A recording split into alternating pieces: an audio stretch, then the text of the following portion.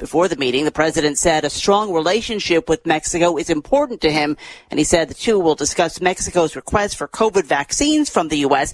Earlier today, White House Press Secretary Jen Psaki said the priority now was to vaccinate Americans. Wall Street at the close, the Dow gained 603 points, the Nasdaq plus 396, the S&P added 90, its biggest gain in 9 months. America is listening to Fox News.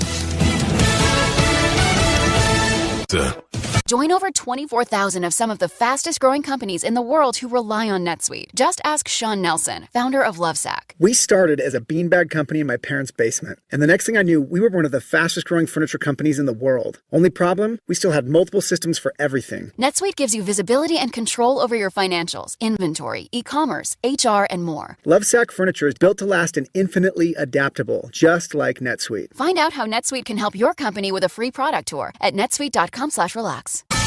Last month's winter storm in Texas has one of the state's power providers filing for bankruptcy. Brazos Electric Power Cooperative is the oldest and largest electricity co-op in Texas, serving more than 1.5 million people. It's filed for Chapter 11 bankruptcy protection in federal court in Houston, facing a $1.8 billion invoice from the state's grid operator, the Electric Reliability Council of Texas, ERCOT. Brazos serves 16 utility companies. Its general manager says it will not pass the high costs onto those companies or their customers. Another power provider, Griddy Electric, is now banned from the Texas market and faces a lawsuit from the state's attorney general over high bills it passed on to customers. Chris Foster, Fox News. Meanwhile, Deanne Walker, the chairwoman of the state's Public Utility Commission, has just resigned over the blackouts caused by the storm. She had been in the post since 2017.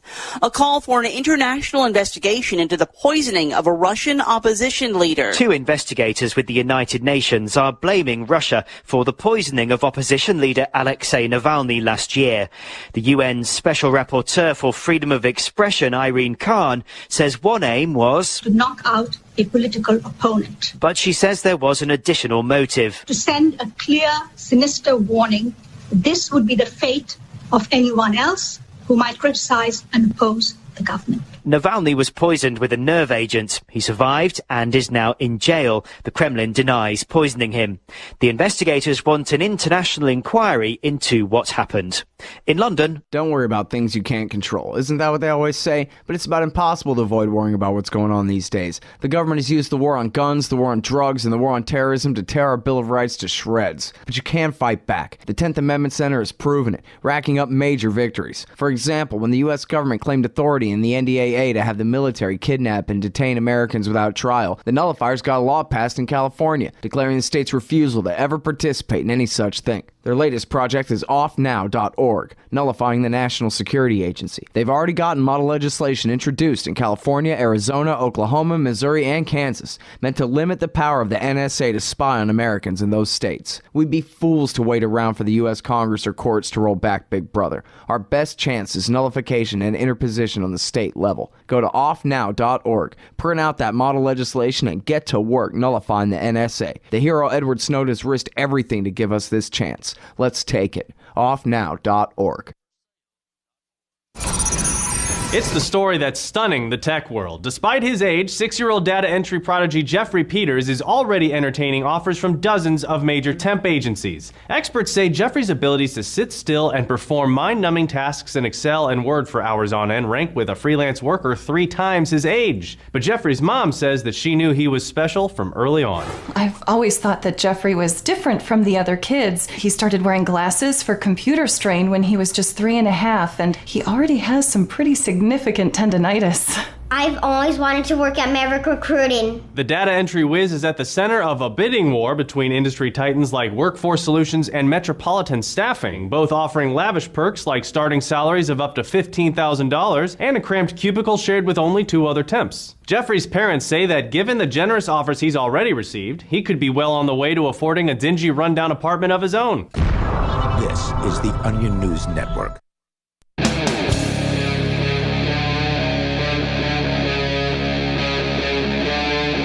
Free Talk Live.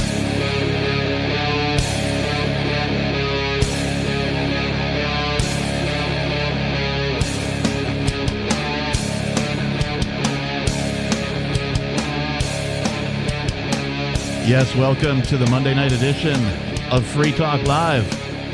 It is Monday, right? Just checking. Yes, sir. Sometimes I lose track of the day.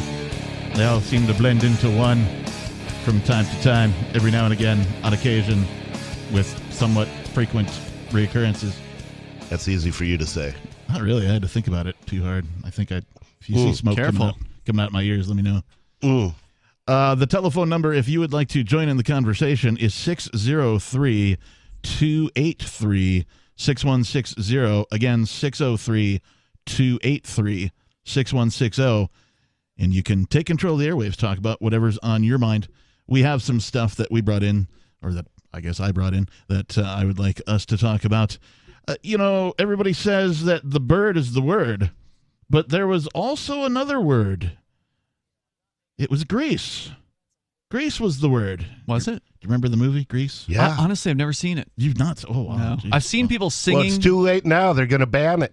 I know a lot of the songs because of karaoke. There's always people singing Grease songs. Right. At well, karaoke. in one of the songs, they sing "Grease is the word." Right? See, I don't know that one. It's, Never heard that. Frankie Valli, I believe.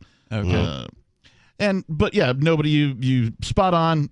Misogynistic, sexist, and a bit rapey. Calls for iconic movie Grease to be banned. Yeah.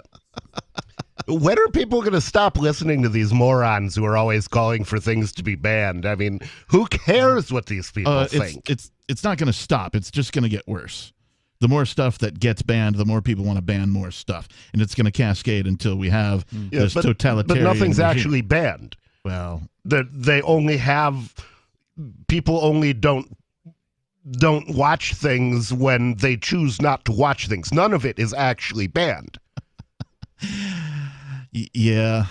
In the studio tonight, it's myself, the captain. And Ian. And nobody.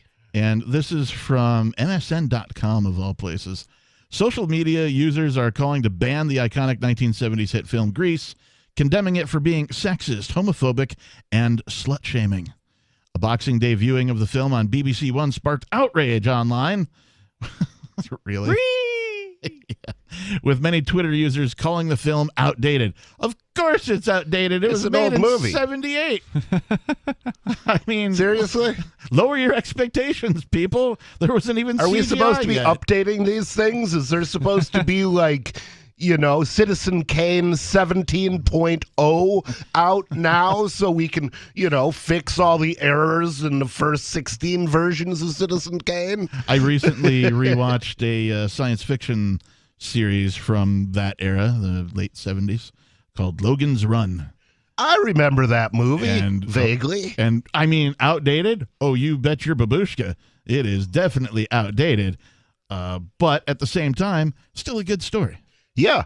Yeah, that's the society where they killed all the old folks, right? Like, That's right. You turned 30 and they just whacked you for no reason. Yeah, except they didn't, outright just, murder people. I mean, they did, but, the thought amongst the population was that they were getting renewed, which meant some sort of recycling, like you were supposed to be going off and then coming back. And yeah, they were whatever. getting recycled, they thought, but actually they were getting recycled into Soylent Green. Correct, yes. For those not familiar with Soylent Green, that just means ground it's people. It's people. Soylent Green is people. It is. It's true. So, at any rate, Grease is on. It really has a terrible message, doesn't it? One user said. Sorry, but Grease sucks on so many levels. No plot, nothing interesting happens, and the message is pure misogyny, said another. The film is a lighthearted romantic musical centering around a high school love affair between Sandy, played by Olivia Newton-John, and Danny, played by John Travolta. Critics on Twitter complained about the lyric, "Did she put up a fight?" in the song Summer Nights, when Danny talks about hooking up with Sandy. Others shared disapproval about Sandy's friend Rizzo, who was slut-shamed for having unprotected sex. The drive-in scene where Sandy and Danny watch she got pregnant. That's... Well, I mean, that's kind of dumb. If you don't want to be pregnant and you're pregnant, you did something really stupid and you probably shouldn't have children. I'm sorry. Agreed. But, this film was made in 1978, and I think the thing that's being lost in the translation between, 1978 and 2021 is the culture shift. 1978 was a completely different culture than 2021. In many ways, shapes, and forms. And this movie was that generation's sort of coming of age movie, right? It was a bit rebellious in that there weren't a whole lot of parents involved, and if there were, whatever authorities were just sort of skewed as like, well, we're going to go do whatever, we're going to race our cars, we're going to, date who we want, or we're going to go party, and that kind of stuff. And so I think the lack of understanding of what I mean, I was born in 1972, so I was 6 when this came out, but like I remember people dressing as these folks did in this movie, on many an occasion, and that type of a thing. And so, I think it's just, it has to be treated like one of these time capsules, right? If you watch a movie that's, 40 years old or whatever it is, you should have very low expectations, and you should treat it as a time capsule and look at it as like, wow, is this what people did back then? And like, oh, back in this day, instead of criticizing it with the common current culture's, rhetoric on what, culture should be or would be. Well, if that's what they want to spend their time on, there are a ton of old books and movies that have, a little bit of racism or a lot of racism or a little bit of sexism or a lot of sexism. And it's like, really? Is that what you want to spend your time doing? Okay. The lack of LGBTQ representation and diversity in the cast angered others. Everybody just wants to be mad about something. Yeah. In the film, a radio announcer at the school dance announces there were no same-sex couples on the dance floor. I remember that from the movie. He announces that? Yeah, he goes, all couples must be boy-girl. And this author says, well, Grease, shove your homophobia. But many came to defend the musical, calling woke critics oversensitive snowflakes. Yeah, I agree. Please don't ban Grease. I know all the words, and I've still got a crush on Danny Zuko, one user wrote. A third wrote, I really can't believe the snowflakes want to ban Grease. WTF. That's Whiskey Tango Foxtrot for you military folks out there. At the end of the film, Sandy transforms from a good girl to bad girl, impressing Danny with a new fashion style and attitude, and smoking a cigarette. The horror. Smoking a cigarette. That was 2 syllables, right? Horror? Yes. Okay. The horror.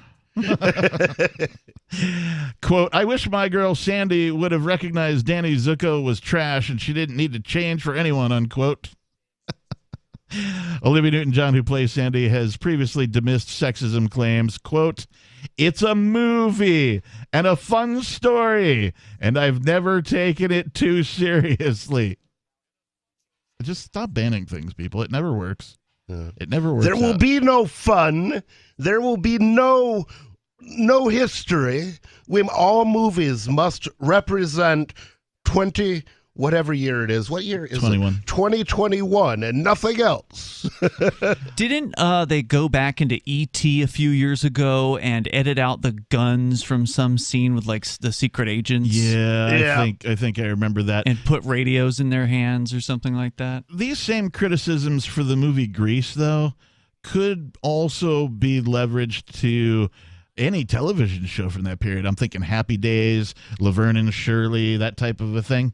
Right? Because it all had similar social construct at, similar time, right? During that time frame, that late 70s construct. Sure. Whatever the culture was at that point. And so the same thing could be said for many things produced during that time, whether it's music or books or movies, television shows and whatever. Learn it as history. You may not like it, but it's there. There's no reason to ban it. You start banning history, bad things happen. Yeah. Every time. Yeah. Open a history book. You would know that. And the people banning books or burning books, they're never the good guys in reality. Yeah. Well, especially when you're able to reflect historically. Yeah. They might seem like a good guy at the moment. They're like, oh, this guy's trying to do some good and ban this horrible literature. But then it turns out, no, it's bad. 603-283-6160. Do you want movies banned? I don't. More Free Talk Live on the way. Do you feel like your nation, state, or community no longer holds your values? Have you dreamt of a place where people agree that liberty is important and are free to pursue their projects so long as they respect the property of others? There are many people just like you that are discovering freeprivatecities.com. Their social media links are at the upper right of the page at freeprivatecities.com. All skill levels will be needed when the first of the Free Private Cities opens. It's sooner than you think. Stop arguing and build. FreePrivateCities.com.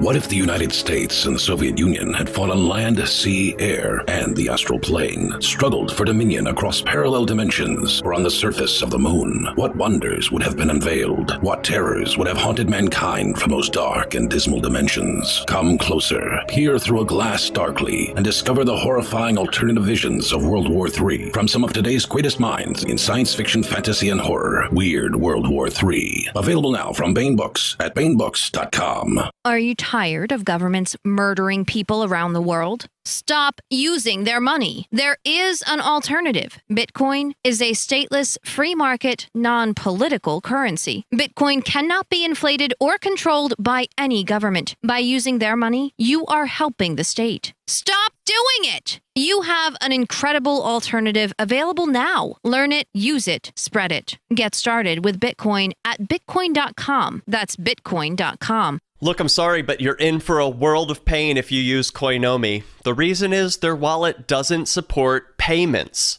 The solution is simple. Let them hear your voice. Message Koinomi on Twitter, it takes 5 seconds, and tell them AnyPay sent you, because they're on the fence right now, and your voice will prove that people care about using Bitcoin for payments. Go tweet at Koinomi now. Or even better, leave a review in the App Store. They really pay attention there. Thanks. Why did you move to the Shire? I moved here to the Shire because there's other people around who take liberty just as seriously as I do. I moved to the Shire because I saw videos of people challenging authority and thought that I could get support myself. It called to me, like, do this, right now. I wanted to be around people like me who got it, and once I got here, I knew there was nowhere else that I wanted to be. I've always wanted to change the world, so I moved to the Shire to join people who were actually working towards doing the same thing. The people here are awesome, loving, and positive. It was for the adventure and for the feeling of something important is happening here, and I just wanted to come to sort of be part of that. Visit ShireSociety.com to read and sign the Shire Society Declaration and learn the reasons why, if you love liberty, you should immigrate to the Shire. Plus, connect with others via the forum at ShireSociety.com. That's ShireSociety.com. So you've heard all 3 hours of the latest episode of Free Talk Live, and you're still hungry for liberty-oriented audio content? Did you know that we have another 24/7 audio stream at LRN.FM? The Liberty Radio Network airs the latest episodes of some of the best liberty-oriented podcasts on the internet around the clock. In addition to recorded content, you'll also hear live shows like Free Talk Live, originating from our Keene, New Hampshire studio. So listen anytime at LRN.FM. That's LRN.FM.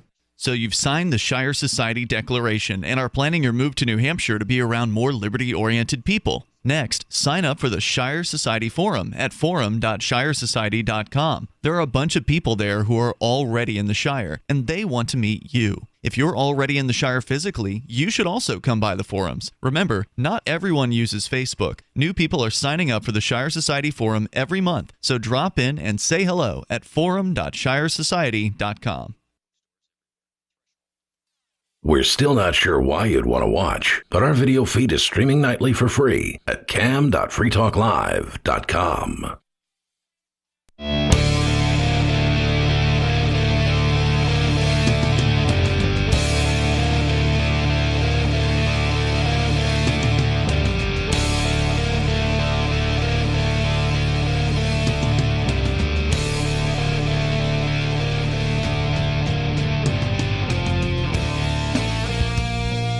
Welcome back to the program. Welcome back to the show.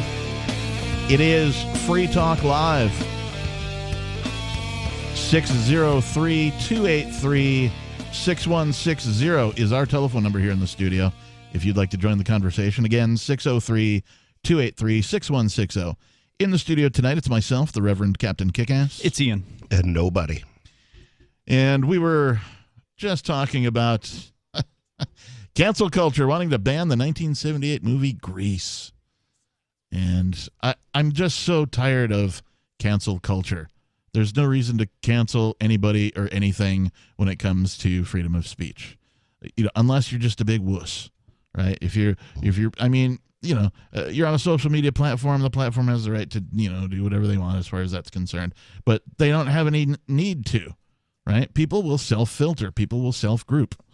It's the same thing with the television. If the television is broadcasting something and I don't like what they're broadcasting, guess what? I can change the frickin' channel. Yep. But that's not enough. You have to be incensed. You have to show the world how upset you are, because if you aren't Otherwise, you're being insensitive. If you're not angry, you just don't care. I don't mean to be insensitive, but I don't want to be insensitive. Warning, Will Robinson. Dr. Smith is irate. Yeah. So, just stop banning stuff, everybody. Do the world a favor. Speaking of cancel culture, things change because of COVID, and COVID has this weird effect on things that were normal. And in that way, things kind of get slightly canceled. What do I mean by that? You might ask, and ask you might. I stumbled upon a graphic that I thought was a joke on the social media, and it was COVID CPR, right? So apparently CPR, cardiopulmonary resuscitation, CPR. Many of you have taken classes in this. If some people at their jobs are required to take it and that kind of thing. If you work in any sort of like sports thing or whatever, you got to know CPR. Anyway, it's a life-saving technique, but COVID apparently has changed it a bit. And so I saw this graphic and I thought it was a joke. I laughed at it and I looked and there was a website. I'm like, I'm going to go check this website out. Turns out, no, it's not a joke. This is from St. John Ambulance, sja.org, which is, I believe, a UK website from Great Britain, or just Britain, because I don't see what's so great They're about not it. that great. It says, what is CPR? Well, CPR stands for cardiopulmonary resuscitation. It combines chest compressions and rescue breaths to give a person the best chance of survival following cardiac arrest. We've updated our guidance due to COVID-19 outbreak. Do not perform rescue breaths on the casualty. Wow. They're already proclaiming you dead if you have a heart attack. Well, wounded are considered casualties as well. Oh, really? That's military true. speak. All right. I thought casualties were always dead. No. Okay. No, that's just a formality. Okay. But the important part here is do not perform rescue breaths. Yeah. So they are writing them off. Let them go. It goes on to say, Screw 'em. If an adult is unresponsive and not breathing normally, you still need to call 999 or 112. Those are emergency numbers. Okay, so they're not saying don't bother calling anybody. Just have them send the coroner because he's going to be dead by the time they get there. Right. Yeah, they're saying call the emergency numbers for help and start CPR right away. Huh? Yeah, they say start CPR right away. So here's the bullet points. What to do. Number 1, if you find someone collapsed, you should first perform a primary survey. Do not place your face close to theirs. If you have established from this that they are unresponsive and not breathing, you should ask a helper to call 999 or 112 for emergency help while you start CPR. Ask a helper don't start CPR. Ask a helper to find and bring a defibrillator if available. I also just happen, as a side note, I love the word defibrillator. Yeah. I don't know why. I just really like that word. Everybody's got a couple of those laying around the house, right? Yeah. Well, I've got one right now. No, I don't. So ask your helper to put the phone on speaker, hold it out towards you so they can maintain a 2-meter distance. Oh, God. If you are on your own, use the hands-free speaker on a phone so you can start CPR while speaking to ambulance control. Now, if cowards mostly associate with cowards, maybe this will result in a lot of dead cowards and a better world. I think so. I mean, it's still sad to see this. It also says, do not leave the casualty to look for a defibrillator yourself. The ambulance will bring one. So that's number 1. Number 2, before you start CPR, use a towel or piece of clothing and lay it over the mouth and nose of the casualty. Wow. Put a mask on them. That's going to help. Why don't you just grab a pillow and hold it down real tight over their face? Yeah. Again, before you start CPR, use a towel or a piece of clothing and lay it over the mouth and nose of the casualty. Then it goes on to say, start CPR. Kneel by the casualty and put the heel of your hand on the middle of their chest. Put your other hand on top of the first. Interlock your fingers, making sure they don't touch the ribs. Keep your arms straight and lean over the casualty. Press down hard to a depth of about 5 to 6 centimeters before releasing the pressure, allowing the chest to come back up. That's about 2 inches. The beat of the song Stayin' Alive can help you keep the right speed. Wow. How do you know if your memory of a song in your head has the right Well, you can rhythm, tell though? by the way... No, I don't know. I can tell by the way I use my walk. I'm a ladies' man with no time to talk. Some about being kicked around since I was born. Well, this guy's going to be dead because the next thing is in very bold black writing says, do not give rescue breaths. He does not need oxygen. Put a towel or a piece of clothing over his face. And then don't give him any. Don't give him any. The primary, thing that CPR teaches you you're supposed to do to resuscitate a person is to breathe into their mouth and to, sort of jumpstart their breathing. The breath of life. Yeah. Now this says, no, don't do it. Screw him.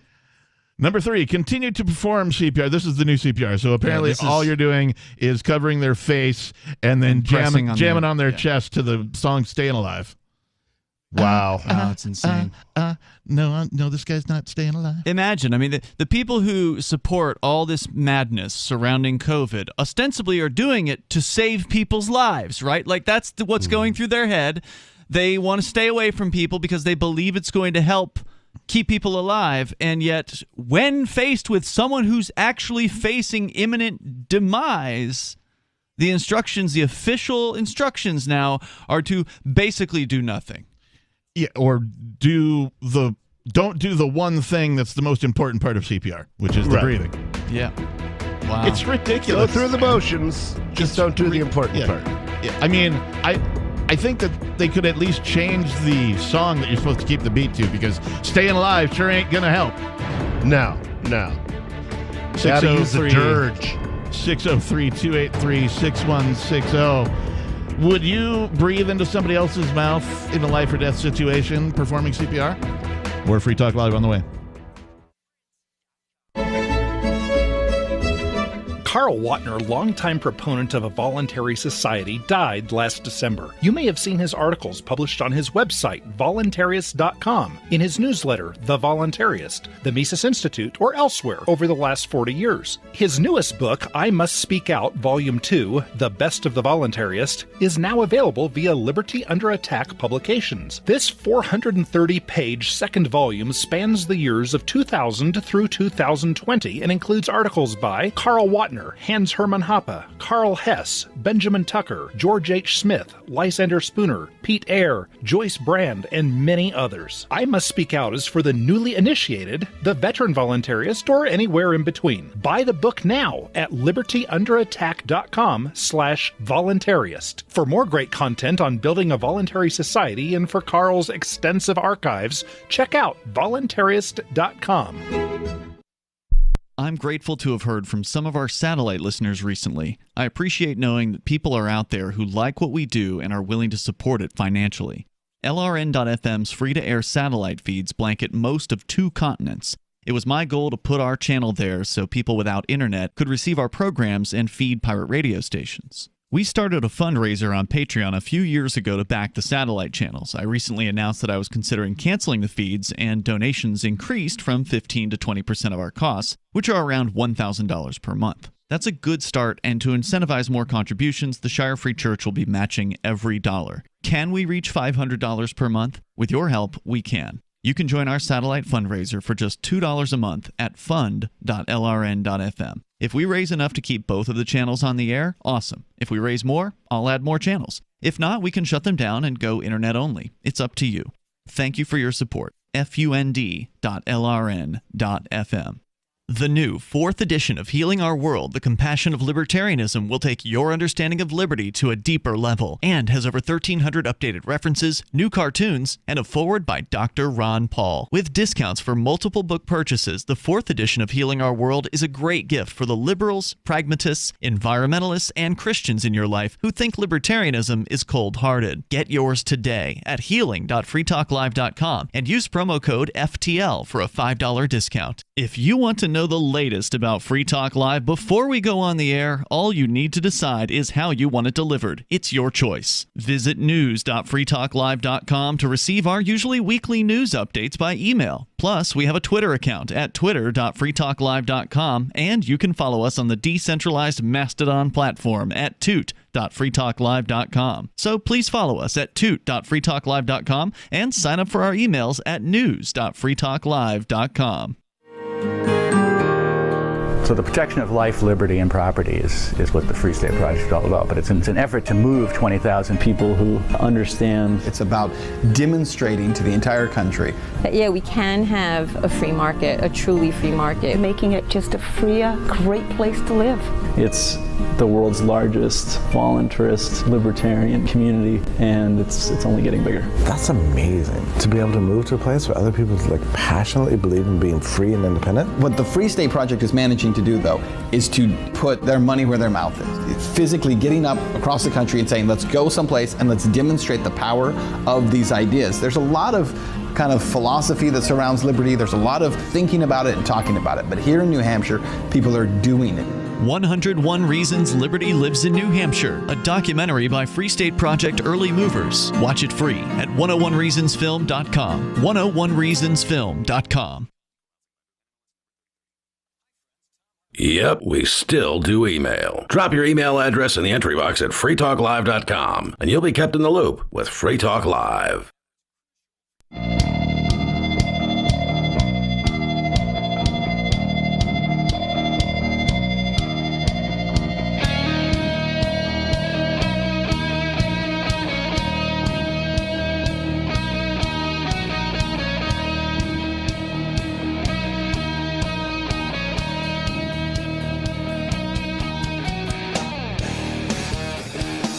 Yes, it is Free Talk Live, the live call-in talk radio program where you can take control of the airwaves, talk about whatever's on your mind.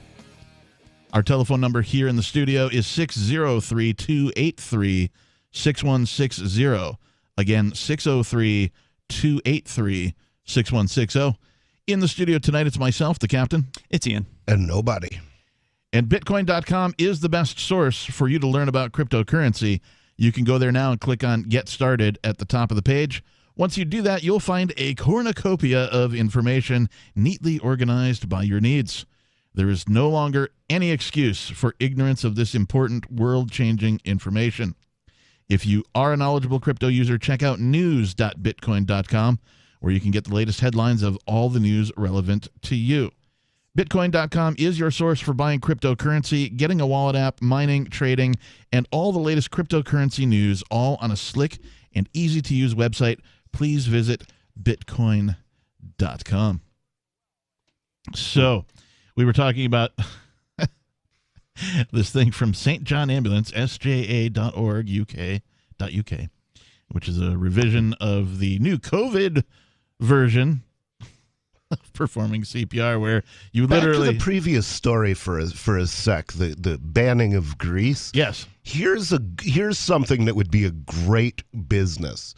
Open a theater that just plays all of the movies and that have been banned. And the TV show, right, yeah. That's a good idea. Yeah, just play only things that they have tried to ban. You could have that would keep all of the ban-happy morons out of the theater. You could go and have a good time with no social justice warriors at all present. You would be banning them.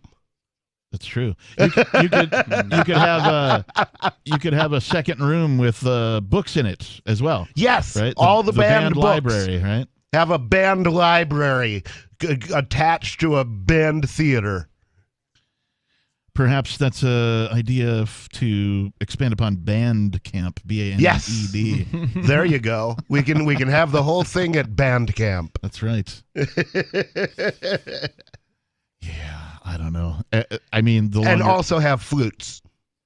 Oh, of course. You have to have flutes at Bandcamp. You mean the recorders? Yes, Can they call them recorders? What's the difference between a recorder and a flute? There's not as many notes. The recorder you put a little tape in a recorder, and then No. Okay. The flute you hold sideways and blow across the top of it, whereas the recorder you hold down and you blow in through the top of it. Okay. It comes out. Yeah. I'm glad you know a lot about blowing things because actually the first ever music that I wrote and performed was in, I think, 5th grade with a couple of my classmates. And I was on the xylophone. It was a junior. Oh, I remember those xylophone. Yeah. And then the one girl, she had the recorder, and then the other guy, he had like I don't know, some very small drum-like things. And we wrote this song and we performed it, and it was horrible. But that was the very first live music thing that you've come a long way, baby. Wrote and recorded. So yeah, a recorder was involved. Okay. So. Wow. But don't let that out to anybody because that's, top secret stuff. Okay, we'll keep it quiet. Keep it quiet. Shh. Wouldn't want it to get out on the radio. Try to avoid talking about that on the radio then. By the way, welcome back to our new old viewers on YouTube and Facebook, where we are now broadcasting again. We are live. Starting tonight. We'll do it live. So we're back. Until they get rid of us. Well, we're back. We'll see how long it takes this time. Indeed. Well, they didn't get rid of us before. We just kind of left because they got really crappy. Well, they did get rid of us because they made it almost incomprehensible for us to stream live. Yeah, they made it difficult. But there's a solution that I found this weekend, so we're back. You're a good man. Yeah. Don't worry, I won't tell anyone. I have no segue, but I wanted to talk about this from the freethoughtproject.com. This was published today. A family fined kicked off their own property while trying to live sustainably. This is out of Polk County, Georgia. There's no question that 2020 was one of the most difficult years in American history as the government shut down the economy, driving unemployment to record levels and forcing businesses to close their doors forever. Tens of millions of Americans found themselves in dire straits. To deal with the unprecedented hard times, some folks like Tim Leslie and his family began to get creative, buying property and homesteading. However, because the land of the free is but a fleeting myth in this country, government officials did all they could to thwart it. Last year, Leslie lost his job. With no other options in mind, he bought a plot of land in Polk County. He parked an RV on it and began to live off the land. On the property, Leslie has chickens, goats, and a vegetable garden for his wife and their 2 kids, 9-year-old Knox and 18-month-old Daisy. We plan on building a forever home here and, growing old and giving it to our kids, Leslie told WSB-TV. After he was fired, Leslie took his life savings, draining his pension and 401k, and bought the property in Polk County. The purchase took place in November of 2020. The family's dreams of homesteading on their own property came to a grinding halt, however, and has morphed into a nightmare thanks to the intrusive and utterly cruel nature of the state. Leslie and his family are no longer living on their own property and are instead living in an RV park. This is because county officials forced them to move. The county issued the family a steep fine and then ordered them to move or face arrest and have his property stolen because living on your property in an RV is, quote, illegal, unquote. See, why don't they, if they would just assassinate the people who enforce these laws, they'd stop enforcing them. I mean, this person just stole a guy's land right out from under him. Oh, yeah, you still own it. You just can't live on it. Yeah, just shoot him in the face. Yeah, I don't think violence is the solution to the problems, but I understand the frustration. There is no other solution. The other solution is let them push. Excuse me. Let them push you and push you and push you until you have no place else to go, and then kill yourself. That's the only other option. Well, I mean, you certainly have a right to defend yourself if you are attacked. And you have a right to defend your home. He would have had when to have someone stayed comes onto your property, tries to move you off it, they are attacking your home. You have every right to kill them and to make it hurt. You do, but it sounds like he just left on his own when he got a threatening letter. I mean, it doesn't sound like he's... the threat is the violence, though. As soon as someone is threatening just because you... somebody sends you a letter in the mail doesn't mean you should leave your then house. Get guns and wait for them to show up. And when they show up, blow their heads off. You know, in the Old West, when even after the Old West, even I'm thinking like in the 40s maybe. I'm trying to remember. There's several tales of when bureaucrats try and come and seize a person's property, and the community gets together and doesn't allow it to happen. Yes, that's what should happen here, in my opinion. Absolutely. This guy should have but support. that would require a community who actually cared about freedom and property rights. And there's just not that doesn't exist from what I can tell. I mean, we're trying to build one here in New Hampshire, but it's slow going. We need more people to move up here. If you actually have neighbors who can come to your defense, then you actually have a chance. I mean, even if you were going to take nobody's advice, and again, I don't recommend it, but if you were going to take that advice, you're going to end up dead. I mean, unless you actually have a community to back you up. But if you can't live anywhere, if you can't do anything, then why not just be dead?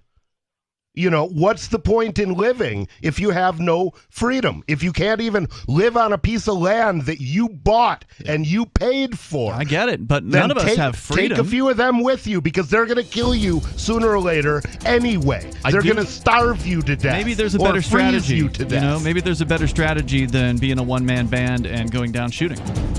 There might be a better strategy. I do think it's a matter of time, though, before we see that type of a thing begin to occur. I think it's inevitable that will eventually occur. 603. I mean, be clever if you can. Build a killdozer. 603-283-6160. More Free Talk Live on the way. I just heard the best sales pitch I've heard in a long time on an airplane. The flight attendant announced, "If you paid more than $75 for your round-trip ticket, you overpaid." This is brilliant because everybody on the flight paid more, and I was struck by how all the road warriors stopped typing and reading and working and looked up. The announcement invited us to apply for the airline's credit card, and the sign-up bonus, enough frequent flyer miles for a free round trip. Talk about turning lemons into lemonade. With some banks offering free credit cards, $75 is an outrage for an annual fee, but a bargain for airline tickets. For more tips on communicating more effectively, hit survivalspeech.com, where you can see how I got the CEO of another major airline to shower me with freebies. I'm Holland Cook.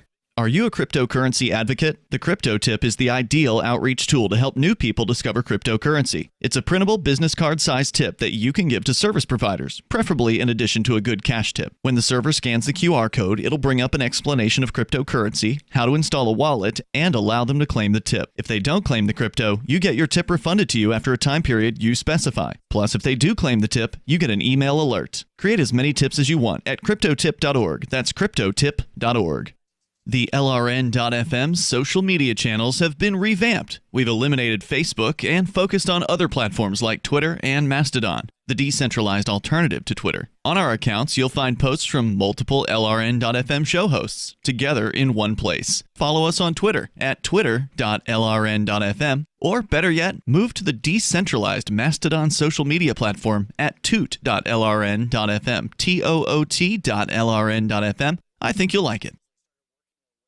Free Talk Live. There's only one place you could have sex without everybody else knowing about it. That's in the bathroom. Unless you want to go back into the crew quarters, which might give you bonus points. The Mile High Club awards you, I suppose, based on the amount of times that you've entered into the club. Not only do you want to be in the club, you want to be the top dog. Yeah, right? you got to be a premier member. So I would think there'd have to be points for location on the plane, who you encountered with. Were you there with your girlfriend? Did you take her into the bathroom? Did you manage to get a stewardess into the bathroom with you? Did you manage to get the girl that you just happened to be sitting next to on the plane? I mean, so all of these things could be worth. Oh, man. To be a part of the Mile High Club, what's the criteria? You have to copulate in the air. Yeah. What defines copulation? Who has to have an orgasm? Does there have to be an orgasm? Or do you just have to stick it in and pull it out? Is it just penetration? Bam, bam. We're out of here. Mile High Club, give me my card. Yeah.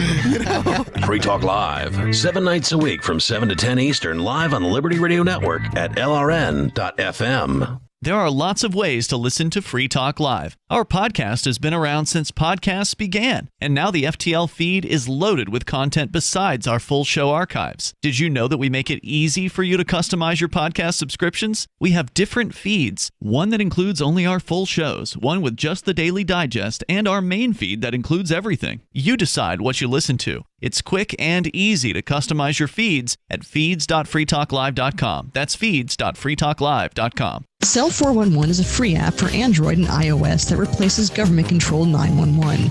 Cell 411 allows you to preset a group of friends or private organizations to show up at any emergency. Cell 411 is a nightmare for the state because it proves their so-called services aren't needed. Cell 411 has had thousands of installs, and of course it's covered by the BIPCOT no government license. Cell 411 because your friends won't shoot you when you're in trouble. Without the government, who would build the emergency services? You and Cell 411. Get it today at getcell411.com.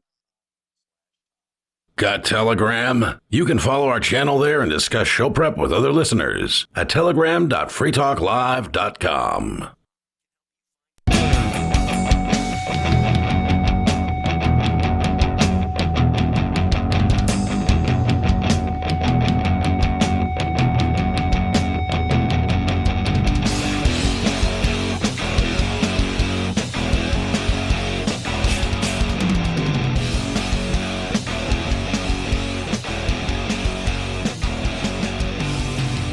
Thanks for listening, everybody. This is Free Talk Live, the live call-in radio talk program where you can take control of the airwaves, talk about whatever's on your mind. In the studio tonight, it's myself, the Reverend Captain Kickass. It's Ian. And nobody. Our telephone number here in the studio, if you'd like to join the conversation, is 603-283-6160. 603-283-6160. We've been talking about this article from the freethoughtproject.com about a Mr. Leslie and his family who he lost his job due to the COVID shutdowns of businesses. And so he drained his government savings. Took his job. Basically. He drained his savings and bought himself a plot of land somewhere in Polk County, Georgia. And which is a huge, step out into the land of the unknown, right? To take all your savings and put it into something, whether it be a business or whether it be a piece of property, whatever this, your life's dream might happen to be, and to take that step off the cliff, right? Like you're taking everything and you're putting it on the line, and then to just have it completely taken away from you. Yep. Yeah. And what happened to his goats? Does he have his goats in his mobile home park? Probably not. No, have you he seen the does rules not. at those places? Or his chickens, huh? Have you seen the rules at mobile home parks? They are not friendly, most of them, towards anything. Certainly not goats. So Mr. Leslie himself says, before I could go to court, they showed up at my property. The building inspector and the code enforcement officer had told me that I had to be off my land or they were going to seize my vehicles and all of my assets. This move is especially insidious for two reasons. The first reason is obvious. Leslie and his family own the property, and no one should be able to tell him what to do on it, especially due to the fact that they are a struggling family during unprecedented times in a supposed pandemic. The second reason is that Leslie checked the law before making these moves, and he is following it. According to WSB-TV, Leslie says he checked the county codes before buying the land. He showed them the section that allows for single-family dwellings in an agricultural district under which his property is designated. Under the county's definition for dwellings, it specifically includes manufacturers' homes, mobile homes, industrialized buildings, and recreational vehicles. It showed that we could have our animals here and be in our camper temporarily, so that's the reason we moved out. Yeah. See, pull out a gun, you get off my land. And then call your friends. Get them to come out. Get everybody you can out there. Reinforcements matter. Yeah, but your friends have to be willing to actually stand up for your freedoms, and so many people these days are so cowardly they won't even take a mask off. Well, let them wear masks then. That's not going to help. If you're too cowardly to take a mask off, you sure as hell aren't going to face down a bunch of bureaucrats with a bulldozer or whatever it is they bring. Yeah, or even just be armed, when they show up. And by the way, we did this back when Jay Noon, one of our former co-hosts, he had his property under threat in Massachusetts. He had not paid the property tax extraction, the extortion.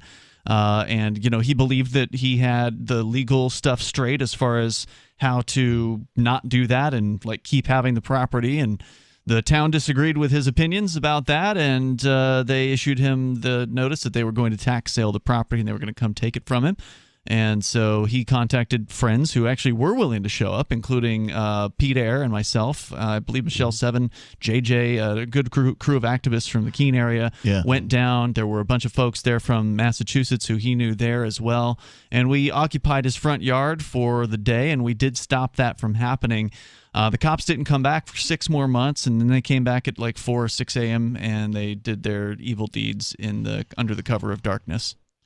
Mm-hmm. Of course, because, they're bastards. They're not going to be, which is why what you need is a community of people in physical proximity. I was just thinking it's too bad Jay Noon wasn't in New Hampshire. Right. And plus, in New Hampshire, he would have fared better, I think, especially if we have, we got a tool like Cell 411, which I don't know at the time. I don't think we at the time did. I don't think that existed at all. Right. But, to have people who are in physical proximity that aren't that far is an ideal situation. If you've got to drive 45 minutes to get and back up your friend, you're 40 minutes too far. Right. Yeah, absolutely.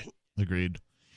Despite following the law as stated previously, Mr. Leslie's citation is specifically for, quote, living in campers /RV, unquote.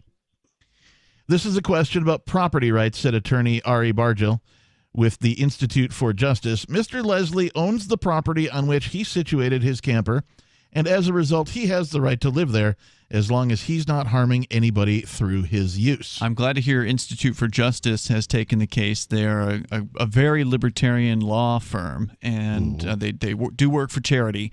That's basically all they do is they take cases that are like this and property rights violations and other freedom violations, and they'll go all the way to the Supreme Court if necessary. Nice.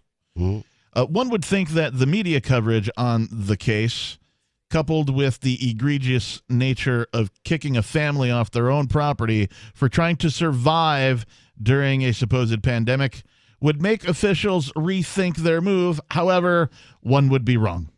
According to WSB-TV, the county manager, the police chief, and the county commission chair all refused to comment on the case. What are these guys' phone numbers? What are their names? Does it name the various officials involved? Chief Dodd, apparently. Chief Dodd? Okay. Yeah. I'm going to have to give them a phone call tomorrow. Tell them what I think of them. See, now that's a pretty good idea, and if there were enough people in the area who actually cared about that, they could make those people's lives difficult. There was some discussion last night. I won't give a lot of details, but there's a group of activists in New Hampshire that are talking about expanding the targeting of the bureaucrats from just the governor's house. We've been to the governor's house and the AG's house, the attorney general's house. Right. We've been there a couple times. We've been to the governor's house a bunch of times. And so what happens, of course, is a bunch of people show up at the governor's house, and there's, a bunch of cops that show up as well. And so all the police resources are in the same place. What if people showed up on the same day at the same time in a bunch of different places all across New Hampshire, like at the worst state representatives' houses? What if those people were receiving nasty grams in the mail?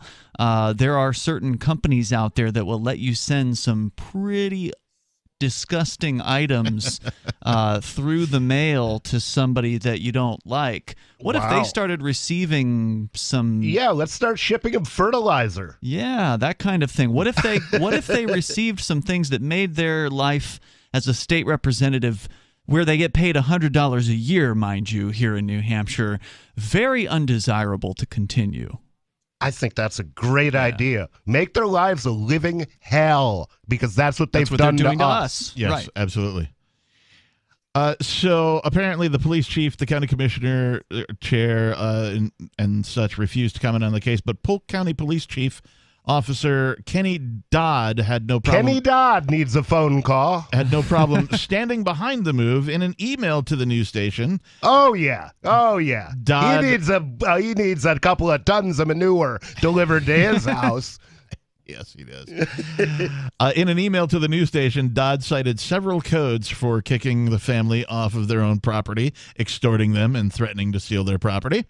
According to WSB-TV, one states, temporary buildings and trailers shall not be allowed in any district except when utilized for construction site contracting work. Another requires that single-family dwellings must contain 1,200 square feet minimum. Oh, wow. Wow. So if you want to actually have a tiny home, and isn't this something that's coming up in New Hampshire now where I think I've heard there's a proposal at the State House to essentially legalize tiny homes across the state, because there are apparently some towns that do things like this where there's a certain minimum size for a building, like in the whatever zoning or codes that they have. Yeah. And it would actually allow people to build whatever home size they wanted. Yeah, I heard something similar, but I thought it was the other way around, where they're just trying to make it all illegal. Okay, I'll have to check on it. Yeah, I don't recall specifically, but it would surprise me to see folks trying to legalize the tiny homes when it shouldn't be illegal in the first place. But towns do it to sort of protect but they don't want people living in tiny homes. We'll get poor people in our neighborhood, and that'll ruin our property values, and etc. So. Anyway, Chief Dodd also referenced Section 700.03, which lists the purpose of the codes to include aesthetic values of land and property, WSB-TV reporting. So, yeah. It seems like they're railroading. Our view is more important than your right to live. Seems to me they're railroading this guy. Yep. More Free Talk Live is on the way.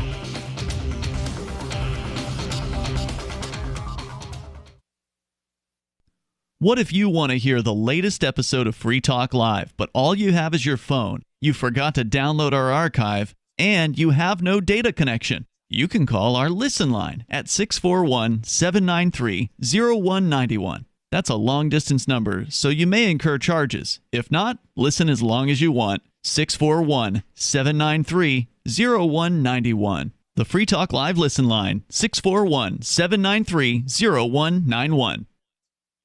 Do you feel like your nation, state, or community no longer holds your values? Have you dreamt of a place where people agree that liberty is important and are free to pursue their projects so long as they respect the property of others? There are many people just like you that are discovering freeprivatecities.com. Their social media links are at the upper right of the page at freeprivatecities.com. All skill levels will be needed when the first of the Free Private Cities opens. It's sooner than you think. Stop arguing and build. freeprivatecities.com. Want to accept Bitcoin at your online store? There's a good chance you already have what you need: a WordPress using WooCommerce and a Bitcoin address. Now all you need to start taking Bitcoin payments on your website is the AnyPay app on your Android or iPhone. Just paste your Bitcoin address into AnyPay, then connect it to your website with our one-click plugin for WordPress. Now your website takes Bitcoin, start to finish in 15 minutes or less with no complicated steps. Download AnyPay from the App Store today. Tired of cancel culture? Sick of mega tech corporations holding an axe over your head? Join the LRN.FM Matrix chat server. It's self-hosted, so no one else can tell us what to do or say. Don't like the existing channels? You can make your own. You can even connect into some of our channels from other Matrix servers. It's federated. For the full LRN.FM Matrix experience, though, you should join our server via the step-by-step instructions at chat.lrn.fm. Chat.lrn.fm. You're listening to the live edition of Free Talk Live. Hour number 2 is next, after the news, here on the Liberty Radio Network at LRN.FM. Stronger when we stand together. I'm Lisa Lacera, Fox News. That was the message from President Biden as he met virtually with Mexican President Andrés Manuel López Obrador. There's a long and complicated history between our nations that haven't always been perfect neighbors with one another. but we have seen over and over again the power and the purpose when we cooperate. This as the administration deals with an increasing numbers of unaccompanied minors crossing the southern border. Earlier today, the Secretary of Homeland Security announced a refugee advocate is going to work on reuniting families that have become separated at the border. The Senate has confirmed another member of the president's cabinet approving the nomination of Miguel Cardona as education secretary. He was the education chief in Connecticut. After getting emergency use authorization last week, Johnson & Johnson says doses of its one-shot coronavirus vaccine will be available tomorrow. We had a very high efficacious vaccine for preventing severe disease, complete protection against that, and complete protection for hospitalization. And that's where it matters. Chief Scientific Officer Dr. Paul Stoffels, the vaccine does not require the specialized refrigeration like the ones from Pfizer and Moderna. New York's Attorney General will proceed with an investigation after two women have come forward accusing Governor Andrew Cuomo of sexual misconduct. New York Attorney General Letitia James releasing a statement saying that she has received the official formal referral letter from Governor Andrew Cuomo that authorizes her office to launch an independent investigation into those sexual allegations being made against Governor Cuomo. The AG will select an independent law firm that will conduct this investigation, and the results will be released in a public report. Fox's Brian Yennis. Cuomo has denied any intentionally inappropriate actions. America is listening to Fox News.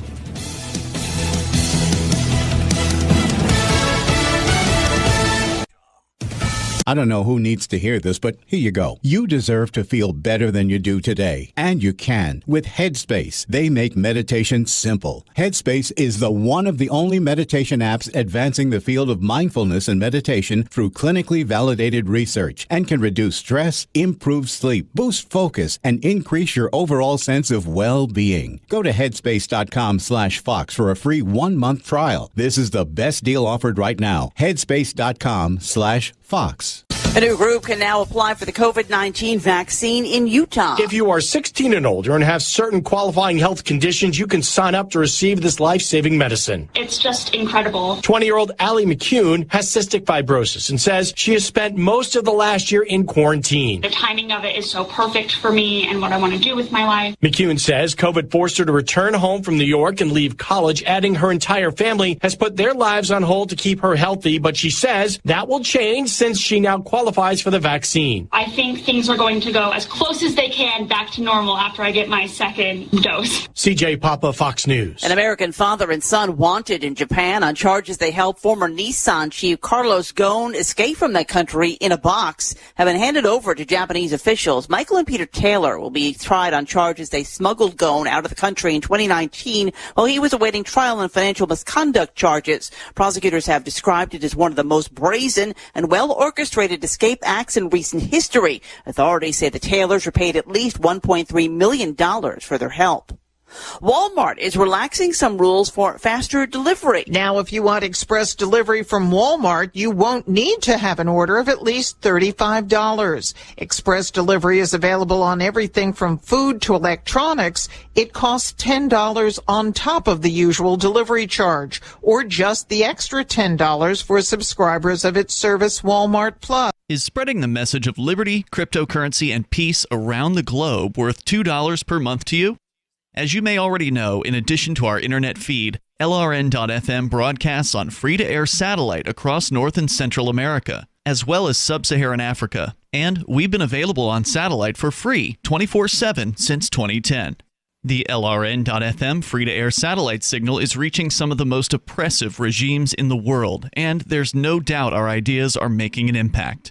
You can learn more about the channel's impact by watching the 3-minute video at fund.lrn.fm. If you'd like to help free minds globally with our ideas of liberty, cryptocurrency, and peace, you can donate as little as $2 per month via fund.lrn.fm. You can help us continue and expand our satellite broadcast to multiple continents. Visit fund.lrn.fm today, and thank you for your help. Don't forget to share the link on social media. That's fund.lrn.fm. To help reduce you to a state of constant panic about a hypothetical doomsday scenario you have no ability to control, we now present The Onion Explains Nuclear Proliferation. The world's nuclear facilities are safeguarded by a bunch of really huge guys. We're talking absolutely jacked. With one of these muscle freaks stationed outside every missile silo and uranium processing plant worldwide, there's no way to get anywhere close to a nuclear complex without getting your ass beat. This nuclear facility in Siberia is rumored to be among the most secure in the world because they have like 6 of these. And you can just forget about hijacking a nuclear submarine too, because all of them have these totally roided up dudes that'll just swim up to you and choke you out. This is the Onion News Network.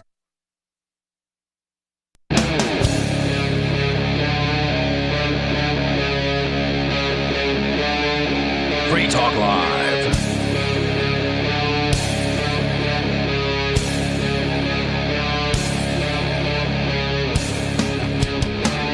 Welcome back to the show, everybody. Thanks for listening. Thanks for tuning in. It is Free Talk Live, the live call-in talk radio program where you can talk about anything that's on your mind. And we'll get to your calls and thoughts momentarily. The telephone number you need, though, is 603-283-6160 if you'd like to join the conversation. In the studio tonight, it's myself, the captain. It's Ian. And nobody. And this land's not your land. This land's not my land. It's all taken from us by the IRS, man. Not even the forest or even rainwater. This land doesn't belong to you or me.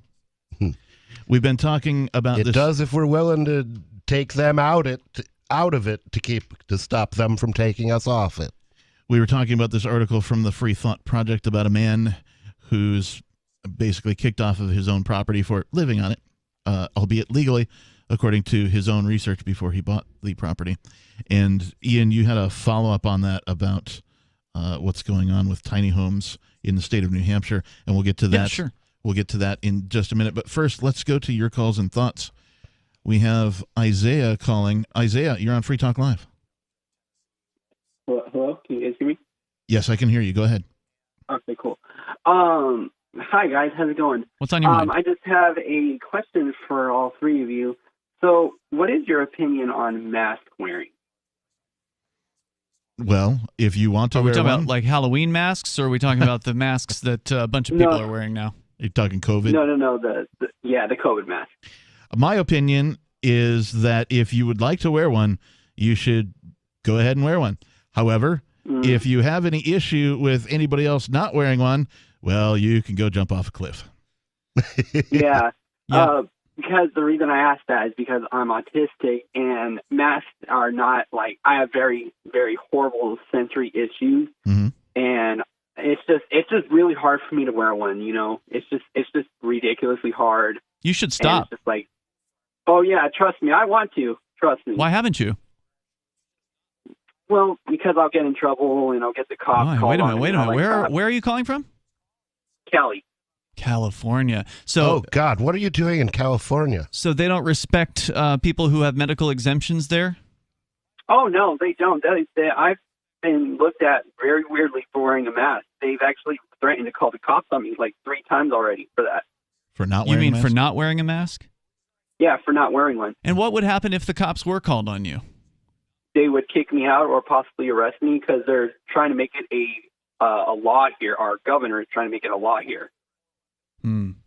Well, where we are, you can have a medical exemption by just simply saying that you do. And usually people respect that. Although this afternoon, Bonnie said that when she went into one of the gas stations here in Keene on West Street, and they told her to that she had to purchase a mask in order to stay in the store and wear it in the store, and they would not respect her medical exemption. So she told them she would go get her gas elsewhere. And the next place we went, they were totally cool. In fact, that almost never happens up here. What happened to her today? In my experience. Isaiah, I had a question for you. Have you actually read the legislation or the piece of bureaucratic paperwork where they're calling for you to wear a mask, and read through it to see if there is something in there about medical exemptions? No, they've never sent me one at all. Like, they have never sent me one since this started. Right. Well, you can go on. You should be able to go online and find the actual mandate for the masks and have a read, because my understanding is that most states have something written in there for medical exemptions. Now, obviously, it is up to the business owner. If they want to tell people who have medical issues that they don't want their business, I fully support their right to do that. So, but you have to remember, when you go into a place, just because there's a sign on the door that says a thing doesn't actually mean that's what the business actually wants. It's what the business is saying to make people happy, to appease a certain group of really cowardly people who they believe are a large chunk of their business. So I was just down, Bonnie and I took Mark to the airport today, and that was down in Connecticut. Now, Connecticut is a mask-crazy land. They're very, there's like mask mandates across the state, and it's a bad place. But there was a gas station that we went to. We had to pee, so we went over to a gas station that looked, not like a scuzzy one. So we went to one of the nicer looking gas stations, and there was a sign on the door that said masks required. I think it said no exemptions, or it said medical exemptions will bring it out to you. So they didn't want anybody going into the store without a mask. Bonnie went in. She had to go first. They didn't say anything to her while she went to the bathroom and left. I went in, went to the bathroom. They didn't say anything to me on the way in, and I figured I'm going to put them to the test. I went and I grabbed a drink from the cooler and walked up to the counter, and the lady checked me out, no problem. She did say to me as I was leaving, "Oh, next time you'll need to wear a mask." And I said, "Oh, no, thanks. I don't do that." Yeah, and walked out. You're like me. It's common courtesy if you're on the road and you're traveling and you stop somewhere to use the bathroom that you should at least try. If you got the money to drop a couple of dollars, absolutely, at the place. It's a courtesy thing. For Absolutely, me. I'm more than happy to do that, and so I didn't have any issue with that particular encounter, even in Connecticut, which is a crazy place for masks. So full of Connecticut Yankees. Yeah, but if they really want to be clear, if they come up to me and they say, we don't want you in here without a mask, and I say, well, I'm medically exempt, they say, we don't care, we don't want people who are medically exempt shopping with us, then I'll say, okay. And I will walk out. I'll put the items down that I had been ready to purchase. I'll put it down, and then I'll leave. And that's fine. Isaiah, I just wanted to tell you as well, I don't know specifically how to find any of these in your area, but they do exist. There are groups of people who also do not enjoy masking. Freedom Cells. Try them. Freedom Cells first. freedomcells.org, I believe, is the website. And also peoplesrights.org, which is an Ammon Bundy thing. Different ones seem to be bigger in different areas, so check them both out. Yeah, your best bet, though, of course, is to move physically to another place. If you're a liberty-minded person, you really ought to get out of California and consider seriously a migration to New Hampshire. Oh, yeah, definitely. I thank you for your guys' advice, and you guys are doing an amazing job by doing your talk show. I really respect you guys. Good luck. Appreciate it. Thanks. Let's move on to, we've got Dave in New Hampshire calling. Dave, you're on Free Talk Live. Hey, well, I hope this doesn't come off as virtue signaling, but there's this concept that you should stand up for the rights of your enemies, and our enemies are in New Hampshire tend to be politicians, and something bad happened to politicians earlier this week. I don't know. I'm not sure if you heard about it. No, what? Have you followed what the Republican House Speaker did to the Democratic politicians in New Hampshire around February 23rd? I have a story a bit. Was this the meeting that they had in the soccer stadium, or is this prior to that? Well, it wasn't held at the State House. I'm not sure exactly where it was held. Is this the one where the Democrats stormed out? Yes. Okay. I do have a story about that. I don't think we've discussed it on Free Talk Live yet, though. So what about it? Okay, so what happened is the Republican House Speaker, Sherman Packard, locked Democrats into the House, or into the building where they were holding the meeting. You mean like closed the doors and turned the latches and physically locked them inside? Yeah. So, and I just, to me, that seemed like the Democrats referred to it as holding them hostage. And in my mind, I think he's got a point. I think that they kind of were holding the Democrats hostage. Well, if the Democrats will promise not to hold me hostage for my choices, then I'll support their right not to be held hostage. This is actually a pretty hilarious story, and if we get the chance, I'd like to talk about it further. I've had this story, and it involves these Democrats who are just out of their minds. One of them actually wearing seriously, unironically wearing a plague doctor's mask at this particular event. It's pretty ridiculous what they did. And here's what I would say to what you've brought up here, Dave, is that these people agreed to the rules of the House. And so this guy is just playing by the rules. Dave, do you want to hang on? Sure. Okay, stand by. We'll bring you back. 603-283-6160 is our phone number here in the studio. If you'd like to join the conversation, more Free Talk Live is coming up. Having taken her father's throne, Sarah Calhoun has fallen out with one of her best allies, and her brother Nathaniel heads into Imperial Philadelphia with a reckless plan. Her uncle Thomas, armed with new powers and new allies, aims to remove Sarah from her throne and from the world of the living. To survive and to gain the strength she needs to fight an impossible war, Sarah must unite the Mound Builder Kings to enact an ancient rite that will propel her beyond mortality. Servant Daughter by T.J. Butler is the newest entry in the Dragon Award-winning Witchy War series from Baen Books at BaenBooks.com. Are you tired of governments murdering people around the world? Stop using their money. There is an alternative. Bitcoin is a stateless, free market, non-political currency. Bitcoin cannot be inflated or controlled by any government. By using their money, you are helping the state. You have an incredible alternative available now. Learn it, use it, spread it. Get started with Bitcoin at Bitcoin.com. That's Bitcoin.com. Look, I'm sorry, but you're in for a world of pain if you use Koinomi. The reason is their wallet doesn't support payments. The solution is simple. Let them hear your voice. Message Koinomi on Twitter, it takes 5 seconds, and tell them AnyPay sent you, because they're on the fence right now, and your voice will prove that people care about using Bitcoin for payments. Go tweet at Koinomi now. Or even better, leave a review in the App Store. They really pay attention there. Thanks.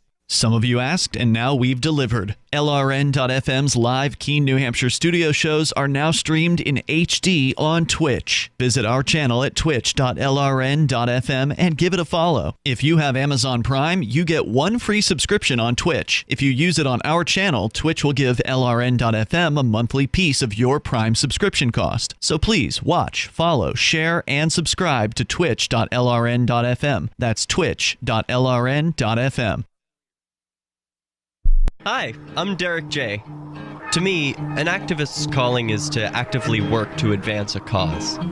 The cause for which I work is personal freedom. I believe my life is best when I engage in voluntary interactions and self-government. I reject the idea that anyone else has a higher claim to my life or my body than I do. I see people who call themselves the government as a threat to my personal freedom. I realize you may feel differently, but my relationship with the people who call themselves the government is completely involuntary. If Starbucks used some of its money to drop bombs, I wouldn't shop there. So why would I support the American empire? The empire does not require my consent. Derek J's Victimless Crime Spree. Watch it for free and order the Director's Cut DVD at victimlesscrimespree.com. That's victimlesscrimespree.com. So you've heard all 3 hours of the latest episode of Free Talk Live, and you're still hungry for liberty-oriented audio content? Did you know that we have another 24/7 audio stream at LRN.FM? The Liberty Radio Network airs the latest episodes of some of the best liberty-oriented podcasts on the internet around the clock. In addition to recorded content, you'll also hear live shows like Free Talk Live, originating from our Keene, New Hampshire studio. So listen anytime at LRN.FM. That's LRN.FM. My name is Jacob Hornberger. I'm president of the Future of Freedom Foundation, which Congressman Ron Paul awarded for having an outstanding freedom website. Write us at fff@fff.org, and we'll send you a free 3-month subscription to our monthly journal of libertarian essays and our booklet, Economic Liberty in the Constitution, which George Mason University economics professor Walter Williams praised in a recent column. That's fff@fff.org.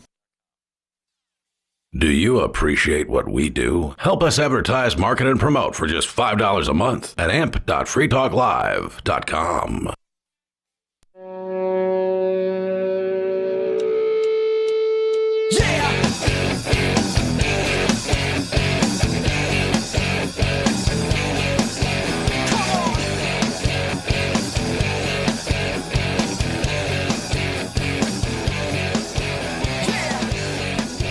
Yeah, he said. Yeah. It is Free Talk Live. Yeah. Moni Moni.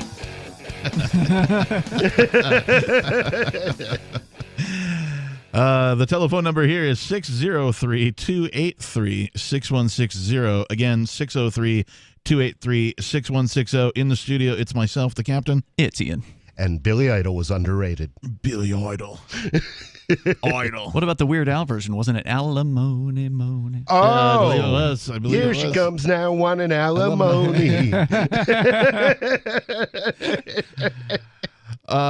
We had a caller, and we still have the caller. It's Dave in New Hampshire of the Ridley Report, and he called in to talk about the Democrats getting locked into the House. It's my understanding, Dave, that the Republicans just locked everybody, not just the Democrats, into the House. That is correct. Accurate? Yeah, that's correct. So yeah, the Democrats left.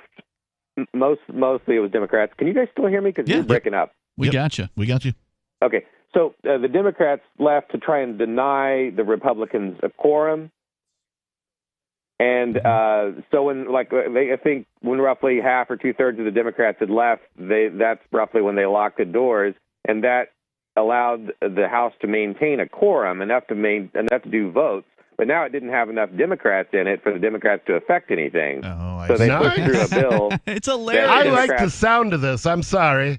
Unfortunately, the bill they were voting on is an abortion bill, so it's the pro-lifers who were doing things on this, but it's not the worst of abortion bills, that said. Can we just do late-term abortions on politicians? Wasting that energy on an anti-liberty issue, that's sad. Well, unfortunately, we don't have enough people here yet. The Libertarians are not the majority in the State House, but there is a good liberty I don't know what you call them, contingent, I suppose you could say. A liberty block. In there. But do you want me to give you some details on this, Captain? Because it's an interesting story. Normally politics isn't very interesting. Lay but it this on one's me, brother. particularly entertaining. And Dave, if you want to stay on, you're welcome to. Yeah, here. I actually wanted him to stay on to get his comments on the story. This story is from Christopher Maidment, who is actually worth noting who this reporter is. He's the guy who got ticketed outside of the governor's house 2 months ago or whatever it was. Remember when? When 9 people got tickets outside of, including our listener and Bill Domenico. Yep. Christopher Maidment was there to report on the protest. Right. Also received a ticket. So the same guy is doing this reporting here. He's writing it over at nhjournal.com. A last-ditch attempt to stop a vote on an abortion-related bill left New Hampshire House Democrats locked out of the legislative process literally after they stormed out of session, leaving behind a temporary GOP supermajority. It was just one of many contentious moments at the House session held at the Sportsplex in Bedford on Wednesday. So first of all, this is so bizarre and so crazy. These state representatives, there's so many cowardly state reps, they're not even willing to meet in the State House. They're demanding that they meet in an actual soccer field. So there's a photograph here in the story where you can see a wide shot of the soccer field where they have, there's 400 state reps. Okay, so they've got one chair, and then 6 feet away or whatever, there's another chair. There's a 6-foot radius at least around each chair, spread out across this entire stadium. And we have a right to attend these, don't we? Well, that's what you would think, but right now they're having government in secret. So, no, I don't believe anyone is attending these. Except now they may be streaming them online. I'm not sure about that.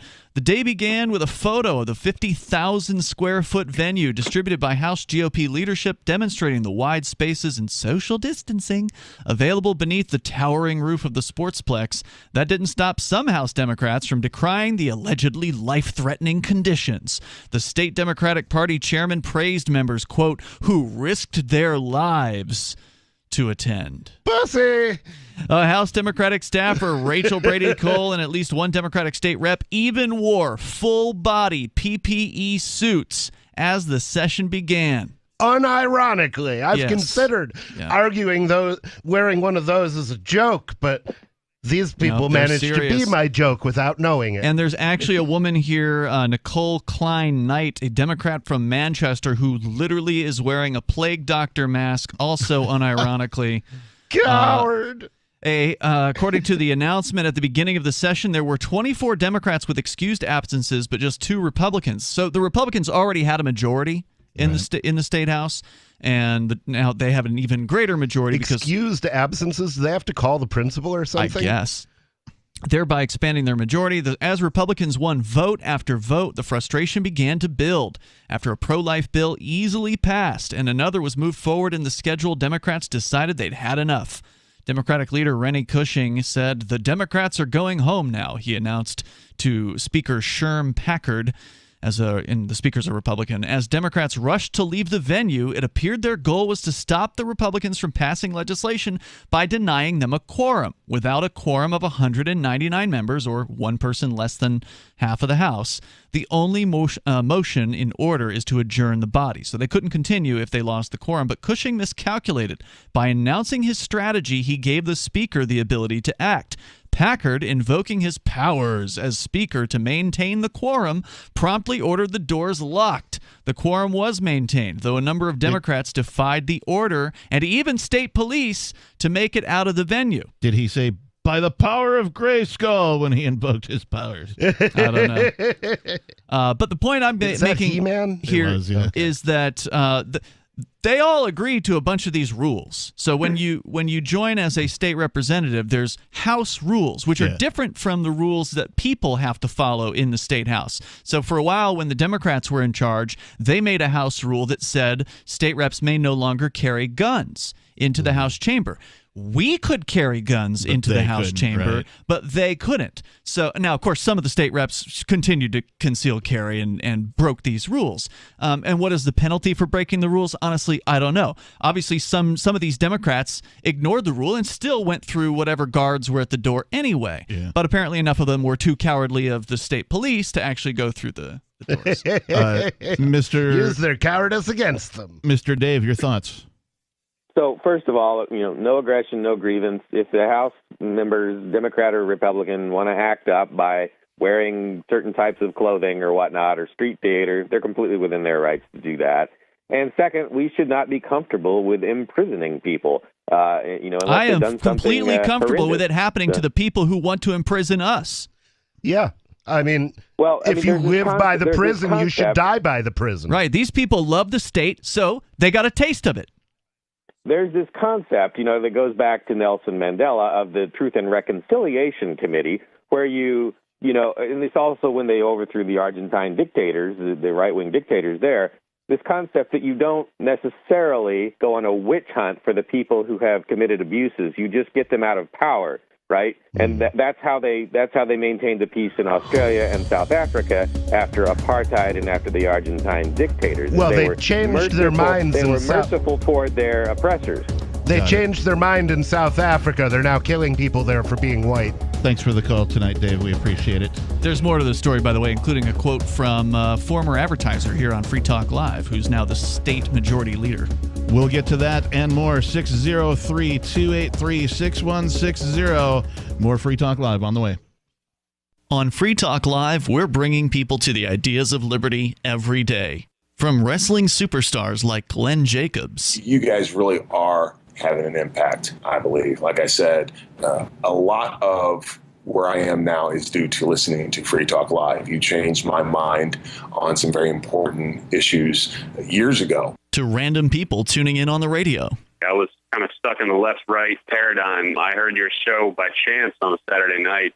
From there, I went on, joined the Free State Project, and become an amplifier. So, that's really the reason why I amp is because I know that if it wasn't for you guys being on as many stations as you are, I never would have found the ideas of liberty. Your amp will directly change more lives by getting Free Talk Live in front of people looking for talk radio online and on the air. When you AMP Free Talk Live, you get perks like access to the AMP-only Facebook group and AMP podcast. Visit amp.freetalklive.com. I'm grateful to have heard from some of our satellite listeners recently. I appreciate knowing that people are out there who like what we do and are willing to support it financially. LRN.FM's free-to-air satellite feeds blanket most of 2 continents. It was my goal to put our channel there so people without internet could receive our programs and feed pirate radio stations. We started a fundraiser on Patreon a few years ago to back the satellite channels. I recently announced that I was considering canceling the feeds, and donations increased from 15 to 20% of our costs, which are around $1,000 per month. That's a good start, and to incentivize more contributions, the Shire Free Church will be matching every dollar. Can we reach $500 per month? With your help, we can. You can join our satellite fundraiser for just $2 a month at fund.lrn.fm. If we raise enough to keep both of the channels on the air, awesome. If we raise more, I'll add more channels. If not, we can shut them down and go internet only. It's up to you. Thank you for your support. fund.lrn.fm. Bitcoin.com has launched a trading platform at local.bitcoin.com, allowing you to buy or sell Bitcoin Cash via dozens of payment methods like PayPal, Venmo, bank deposit, remittances, or meeting in person with cash. There are no ID requirements to sign up for and use the site, and all communications between buyers and sellers are encrypted. Finally, a global trading platform that respects your privacy. Visit local.bitcoin.com to get started trading Bitcoin Cash. local.bitcoin.com. If you want to know the latest about Free Talk Live before we go on the air, all you need to decide is how you want it delivered. It's your choice. Visit news.freetalklive.com to receive our usually weekly news updates by email. Plus, we have a Twitter account at twitter.freetalklive.com, and you can follow us on the decentralized Mastodon platform at toot.freetalklive.com. So please follow us at toot.freetalklive.com and sign up for our emails at news.freetalklive.com. The Free State Project has reached its goal of 20,000 liberty lovers who've pledged to move to New Hampshire and get active to achieve liberty in our lifetime. Perhaps you're trying to figure out what part of New Hampshire should be your destination.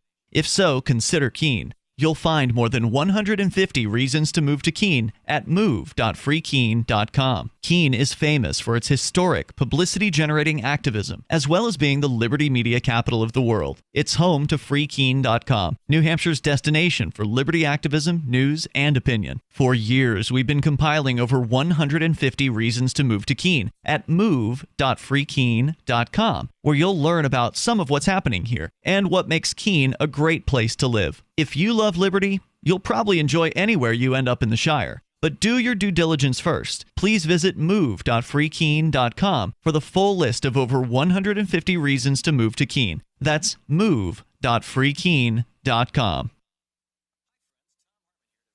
Our Matrix server is about as free as internet chat can be. Join the existing rooms or create your own at chat.freetalklive.com.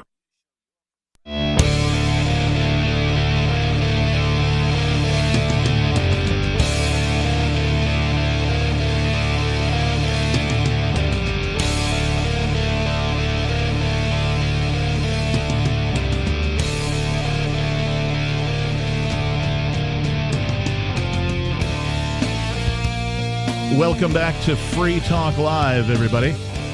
Free Talk Live is the live call-in talk radio program where you can call in and talk about anything that's on your mind. Our telephone number here is 603-283-6160, and we generally talk about things from the perspective of freedom here on Free Talk Live. And we've been doing that, and we'll get back to that in just a minute. But I wanted to tell you that AnyPay 2.0 is here, and crypto payments are now faster than ever. If you're using Edge Wallet, Handcash, Bitcoin.com, or Dash Wallets, your experience should be smooth. But some wallets aren't quite ready for this impressive new technology. These wallet programmers need to hear from you, the wallet users. Visit anypayinc.com/upgrade to learn why some popular wallets are incompatible with AnyPay 2.0, and reach out to the wallet programmers and encourage them to make payments perfect at anypayinc.com/upgrade. And in the studio tonight, it's myself, the captain. It's Ian. And nobody. And Ian, you were regaling us with this bit about the New Hampshire lock-in, as it were. Yeah, Dave Ridley called in to bring this up, and he seemed overly concerned with the plight of these poor Democrats who got locked into this, what is now the State House, in a soccer stadium in this insane COVID world where they're now keeping 400 state reps 6 feet away from one another. And so anyway, what happened was they were losing votes because they're in the minority, and there were 24 Democrats who didn't show up that day, so they're even more in the minority. Right. And so they were losing vote after vote, so they decided they were going to walk. And they all got up as a group and tried to leave, and the Speaker of the House, who has certain powers or whatever to continue, like it's their obligation to do the quote-unquote people's business, which is a whole load of BS, but regardless, that's what they believe. He rolled a 30 die and invoked some powers. And he decided to lock the doors, supposedly, or somehow bar these state representatives from leaving. Well, still some, according to the article at nhjournal.com, were still able to get past the state police. The woman who wore the plague doctor's mask that we were talking about earlier, unironically, Nicole Klein-Knight, posted on Twitter, all in caps, "We busted through the police to leave. S just hit the fan. Speaker unlawfully locks us in the sportsplex."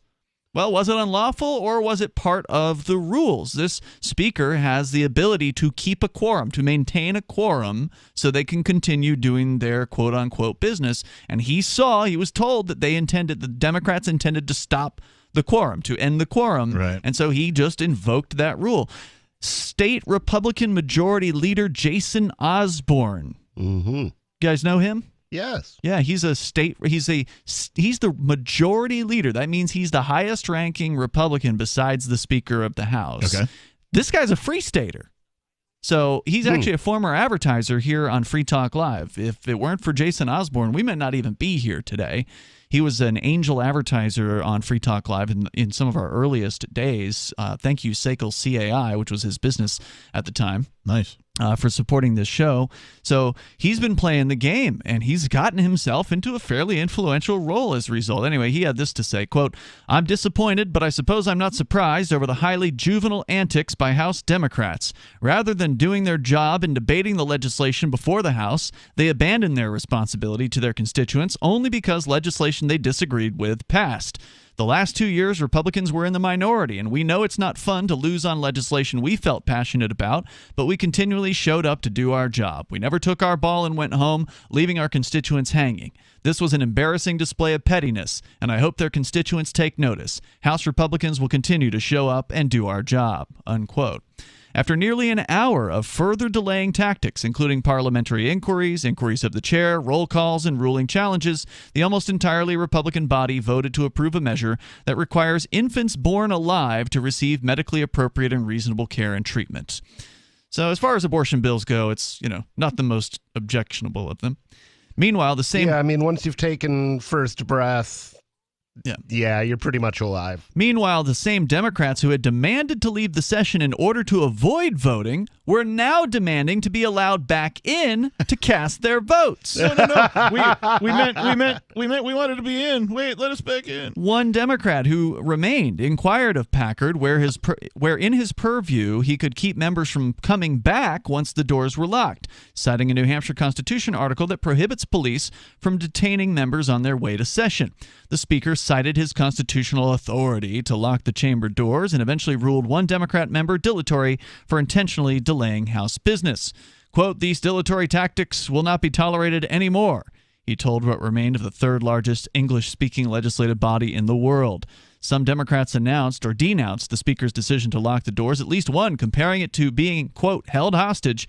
Republicans reminded Democrats that last March, as the COVID pandemic began and the NHGOP was in the majority, Democrats oversaw a session that started at 9 a.m. on March 12th and didn't end until nearly 4 a.m. the next day, all with few GOP complaints and no walkout. During that session, the Speaker at the time, who was a Democrat, had the Sergeant-at-Arms lock the doors late in the evening to maintain a quorum, even without the Republican minority attempting to take their ball and go home. So this isn't unprecedented. This has happened before. So what's the difference between this and a filibuster? A filibuster is where you prevent a vote from occurring by continuing to debate on it.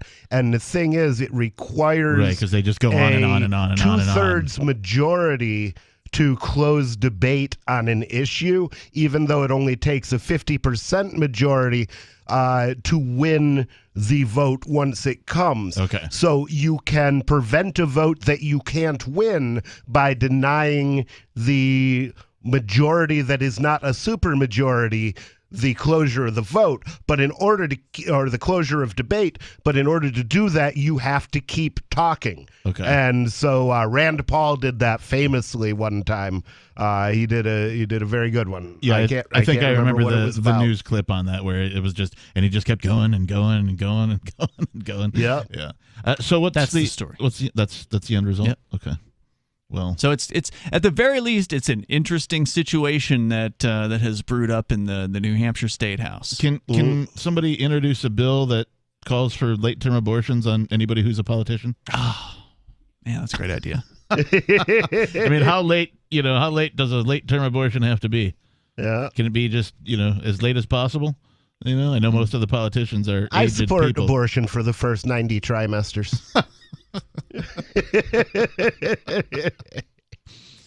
Oh my goodness. Well, I mean, at least these politicians are, I don't know, not, messing with people while they're going through this sort of rigmarole. Well, I mean, that's the reason they're there, is to mess with people. I know, but I'd prefer them to play stupid games against each other than against the general population. Yeah. But, think of the things that the Republicans could have done while they had that supermajority. They could have repealed every gun law in the state, but they didn't. They could have repealed every tax in the state, but they didn't. Could have legalized marijuana. Well, no, they couldn't, nobody, because they didn't have the legislation in front of them. They can't introduce the legislation in that time frame. That has to be done in August. Oh, okay. So if you want to have a repeal of all the gun laws, what you ought to do is reach out to the Liberty reps and ask them to put that bill in. Okay. Speaking of the Liberty reps and putting bills in, when's New Hampshire going to get, off the pot, as it were, and get, on the pot with the legalization of marijuana? I don't want to see it legalized. I'd just rather see the end of prohibition. Well, okay, whatever form it takes, yeah. I'm down with. I honestly don't know what has been put forward in this particular session. It just seems to me that if we have Liberty folk, in these positions, that would be one of the first things. Yeah. Last year, they did have a bill that was for further decriminalization of marijuana as well as other drugs. Yeah. So to take felonies down to misdemeanors, that kind of thing. Right. And misdemeanors down to violations. That I believe that didn't get anywhere because of COVID. So I don't know where it sits for this year. I thought the coward Sununu vetoed. It never made it out of More Free Talk Live is on the way. This is Michael Dean from the Freedom Fiends. I've run websites since 1996 and have used over a dozen web hosts in that time. AgristHosting.com is the only one that hasn't broken my heart. Agrist Hosting's uptime and service is stellar, and their DDoS mitigation is the best I've seen. That's important because if you tell the truth in this world, you'll ruffle feathers. And some people will try dirty tricks to silence your voice. No matter what the haters hit us with, Agrist Hosting keeps our websites online. If you have a mission-critical commercial presence or a world-changing activism site, you cannot tolerate any skullduggery. So go with AgristHosting.com. Have a WordPress or blog site, but you're not satisfied with performance or uptime? Or just want raw hosting? Want to pay with Bitcoin? Agrist Hosting specializes in high-performance hosting with personalized service. Go to AgristHosting.com and click on the button that says Get Hosted. That's AgristHosting.com. Is oral health important to you? If you don't like your own teeth, fresh breath, or kissing people, then by all means stop listening. Several years ago, I met Jessica Armand, founder and CEO of My Magic Mud, and I became passionate about the product that she created and never want to live without it. It's clinically proven to whiten teeth, but I find it does much more. They want you to love My Magic Mud as much as I do, so they're giving you a money-back guarantee plus 20% off. Go to MyMagicMud.com and use coupon code FTL20 at checkout. MyMagicMud.com, FTL20. The LRN.FM social media channels have been revamped. We've eliminated Facebook and focused on other platforms like Twitter and Mastodon, the decentralized alternative to Twitter. On our accounts, you'll find posts from multiple LRN.FM show hosts together in one place. Follow us on Twitter at twitter.lrn.fm, or better yet, move to the decentralized Mastodon social media platform at toot.lrn.fm, toot.lrn.fm. I think you'll like it. We have some good news. The indictments against Ross Ulbricht in the District of Maryland were dismissed with prejudice, meaning they can never be refiled. This is especially good because those indictments contain the only charge ever made that Ross engaged in murder for hire. This was a serious allegation that Ross Ulbricht denies. It was never prosecuted or ruled on by a jury, but was trumpeted by the federal government and the media as if it were proven fact. The Maryland court held these indictments for almost 5 years, poisoning Ross's case and leaving him under a cloud of unproven allegations. As explained in Ross's appeal to the Supreme Court, the fact that the judge used these allegations to give Ross a draconian sentence of double life without parole violated his Sixth Amendment right to a jury trial. Judges are required to issue sentences based on convictions decided by a jury, not unproven allegations never even charged at trial. Although this is a positive development, the dropped indictment will not set Ross free. Now, a presidential pardon is Ross's only hope of freedom. Sign the petition at freeross.org. freeross.org. There are lots of ways to listen to Free Talk Live. Our podcast has been around since podcasts began, and now the FTL feed is loaded with content besides our full show archives. Did you know that we make it easy for you to customize your podcast subscriptions? We have different feeds, one that includes only our full shows, one with just the Daily Digest, and our main feed that includes everything. You decide what you listen to. It's quick and easy to customize your feeds at feeds.freetalklive.com. That's feeds.freetalklive.com. There are basically two types of advertising: direct response and branding. Radio's great for direct response with its low cost to listener ratio, but audio can't be beat for branding, which is a longer-term endeavor. You want to be the first thing that someone thinks of when they think about your product or service. If you have a local business that you want kept top of mind in your community, call the station. If you need national reach, Free Talk Live's got around 200 radio stations, millions of monthly listening sessions, can suit all budgets, and if we don't think we're right for you, we'll tell you. Email me, mark@freetalklive.com. You can stick it to the man and big tech. Join our FTL social mastodon at social.freetalklive.com.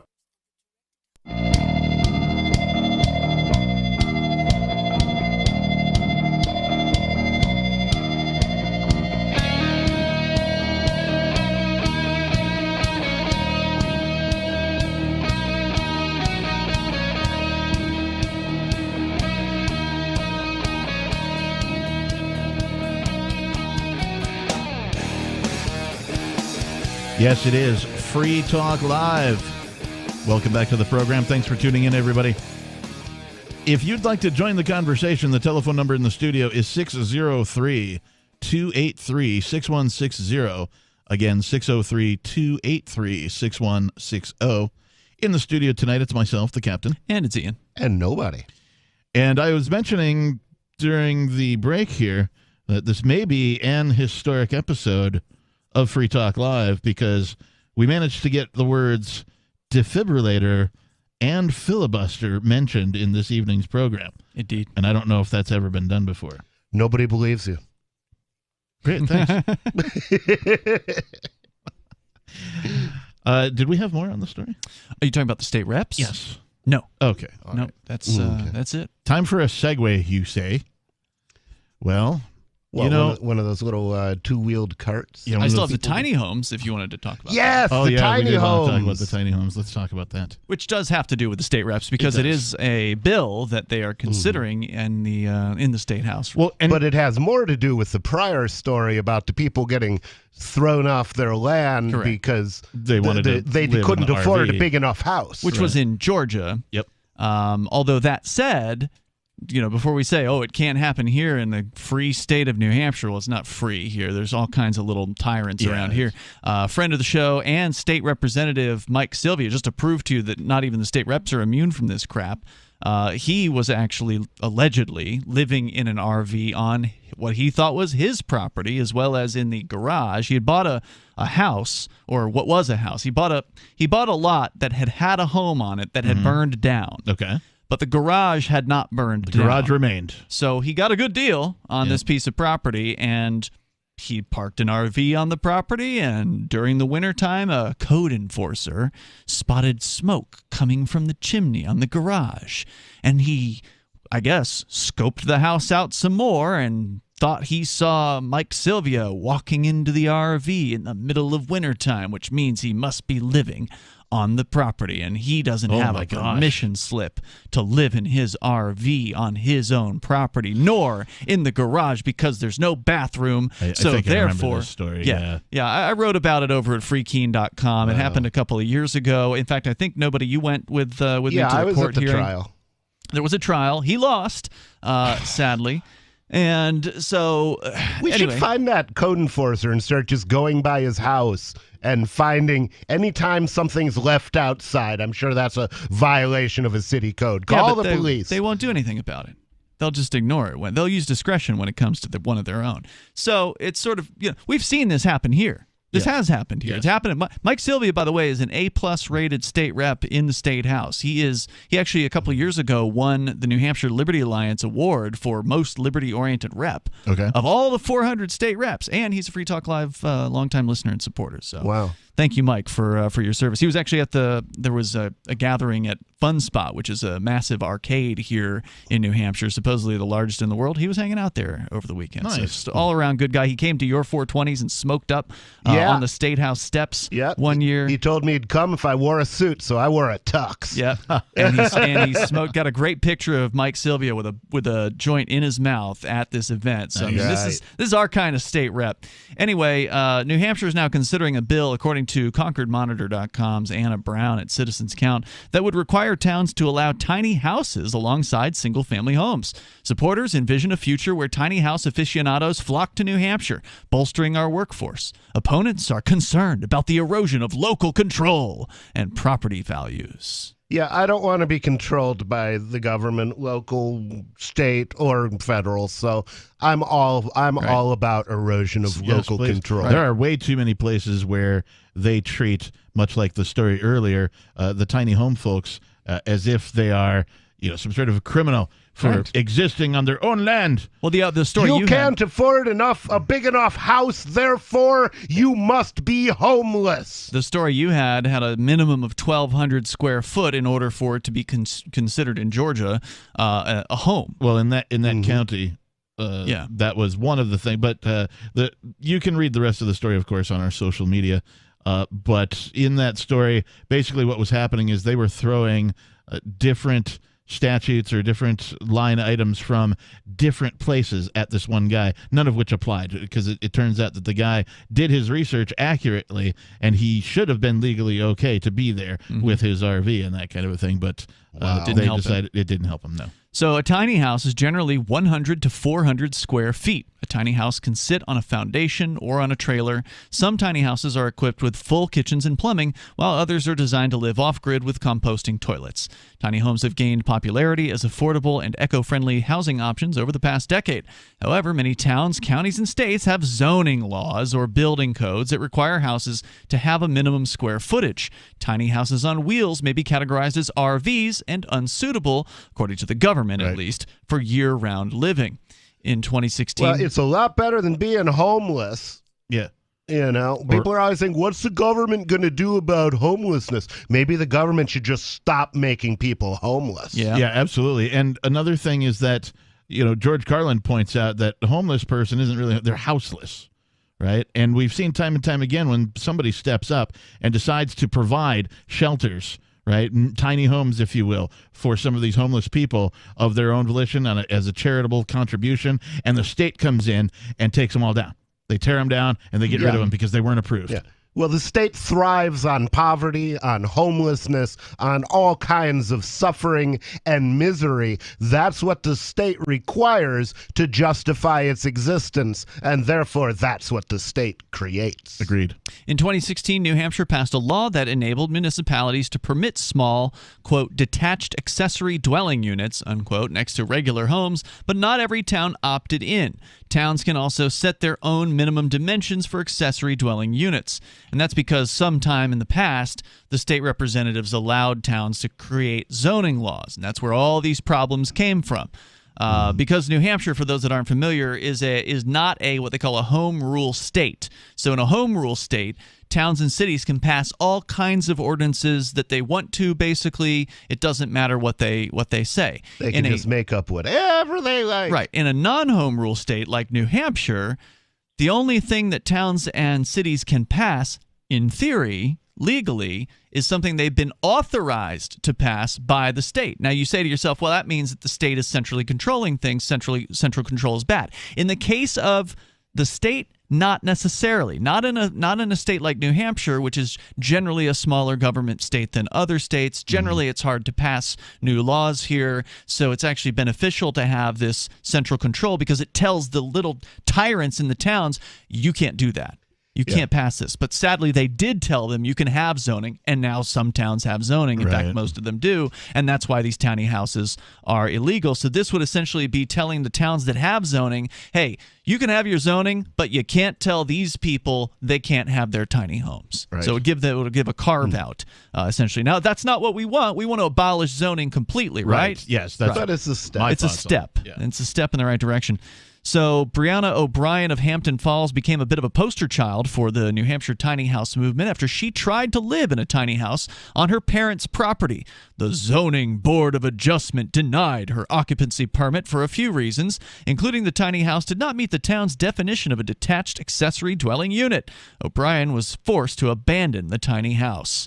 This year, 3 New Hampshire representatives, 2 Republicans and a Democrat, are sponsoring Bill HB 588, which would welcome tiny houses to New Hampshire. It would require towns to allow standalone tiny houses anywhere they allow single-family homes. So it doesn't take away... Now, this would fix Mike Sylvia's problem, would it not? It would depend on how they define tiny house. So let's go on. Tiny house, anywhere they allow single-family homes. So they're not going to make it so that it overrides all the zoning laws in that you wouldn't be able to build a tiny house next to a commercial district. But in a place where homes are already allowed, so would tiny homes. If a municipality allows detached accessory dwelling units, the bill would require the town to accept tiny houses under the same terms. The bill establishes various other requirements for tiny houses. For example, they have to follow fire codes. If it's on a trailer, the trailer must be licensed, registered, and inspected. So maybe that answers your question that if it's on a trailer, it might be okay. Lastly, the bill requires towns and cities to pass zoning laws to address tiny home parks, a group setting of at least 4 tiny houses. This is a repeat of a bill from last year, which died during the coronavirus shutdown. Wow, something died during the coronavirus. Who knew? Yeah. Well, and I wonder what happens if you put 3 tiny homes in a place. But we don't need to get into that. Yeah. The control what do you freaks get when you come. gather 2 crows? What? Attempted murder. Attempted murder. 603-283-6160. More Free Talk Live is on the way. Do you feel like your nation, state, or community no longer holds your values? Have you dreamt of a place where people agree that liberty is important and are free to pursue their projects so long as they respect the property of others? There are many people just like you that are discovering freeprivatecities.com. Their social media links are at the upper right of the page at freeprivatecities.com.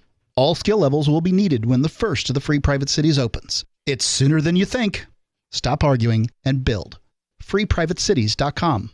What if the United States and the Soviet Union had fought on land, sea, air, and the astral plane, struggled for dominion across parallel dimensions, or on the surface of the moon? What wonders would have been unveiled? What terrors would have haunted mankind from those dark and dismal dimensions? Come closer, peer through a glass darkly, and discover the horrifying alternative visions of World War III from some of today's greatest minds in science fiction, fantasy, and horror. Weird World War III. Available now from Baen Books at baenbooks.com. Looking for a great real estate investment? Consider New Hampshire, which is ground zero for the Liberty Movement. Your first call should be to Mark Worden from Porcupine Real Estate. He's more than just a real estate agent. He's your New Hampshire concierge. Where are the best places to live? Do you want farm, city, the burbs, or forest? Do you want a duplex or multifamily building so that renters pay your mortgage? There are homes in all price ranges in New Hampshire, and Mark can help with financing too. Invest in liberty and property. Mark Worden can help. PorcupineRealestate.com. What if you want to hear the latest episode of Free Talk Live, but all you have is your phone, you forgot to download our archive, and you have no data connection? You can call our Listen line at 641-793-0191. That's a long-distance number, so you may incur charges. If not, listen as long as you want. 641-793-0191. The Free Talk Live Listen line, 641-793-0191. You're listening to the live edition of Free Talk Live. Hour number 3 is next after the news here on the Liberty Radio Network at LRN.FM. She's out. I'm Lisa Lacera, Fox News. More fallout after last month's blackouts in Texas, triggered by an unusual winter storm that brought historic snowfall to parts of the state. After weeks of lawmakers angrily blaming her, Deanne Walker, who led the Texas Public Utility Commission, has resigned effective immediately. In her resignation letter, she said while she acknowledges her role in the power outages, she believes others should come forward and acknowledge how their actions or inactions contributed to the problem, naming entities like gas companies, transmission and distribution utilities, municipally owned utilities, and lawmakers, saying they all had responsibility to foresee what could have happened and failed here. 4.5 million homes and businesses lost power in mid-February, and frozen pipes affected water to millions, resulting in a boil water order to more than 12 million people. Jessica Rosenthal, Fox News. Earlier today, power cooperative Brazos announced it was filing for Chapter 11 bankruptcy protection, saying it received excessively high invoices from the state's power grid manager and was not prepared to pass the costs on to its members or customers. In Kentucky, Governor Andy Beshear has declared a state of emergency due to heavy rains. The National Guard's been activated and is dealing with high water emergencies. In West Virginia, flooding hit some areas that were ravaged by power outages from ice storms last month. About 13,000 customers were without power in Kentucky and West Virginia, according to a utility tracking service. Doses of the Johnson & Johnson coronavirus vaccine are making their way to states after getting emergency use authorization last week. We are confident that by the end of June, 100 million U.S. citizens will be able to get vaccinated. J&J Chief Scientific Officer Dr. Paul Stoffels, the vaccine is only one dose and does not require special refrigeration like the Pfizer and Moderna vaccines. America is listening to Fox News.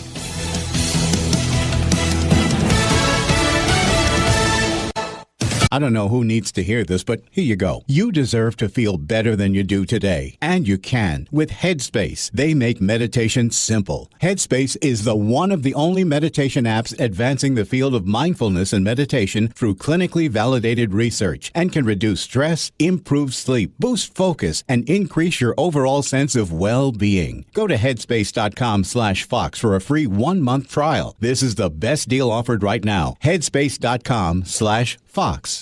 In her first address to the world body, UN Ambassador Linda Thomas-Greenfield explains why the Biden administration decided to rejoin the World Health Organization. We made a commitment to continue to fund the organization because we knew how important it is for us to coordinate on COVID-19 and build better global preparedness for future pandemics to come.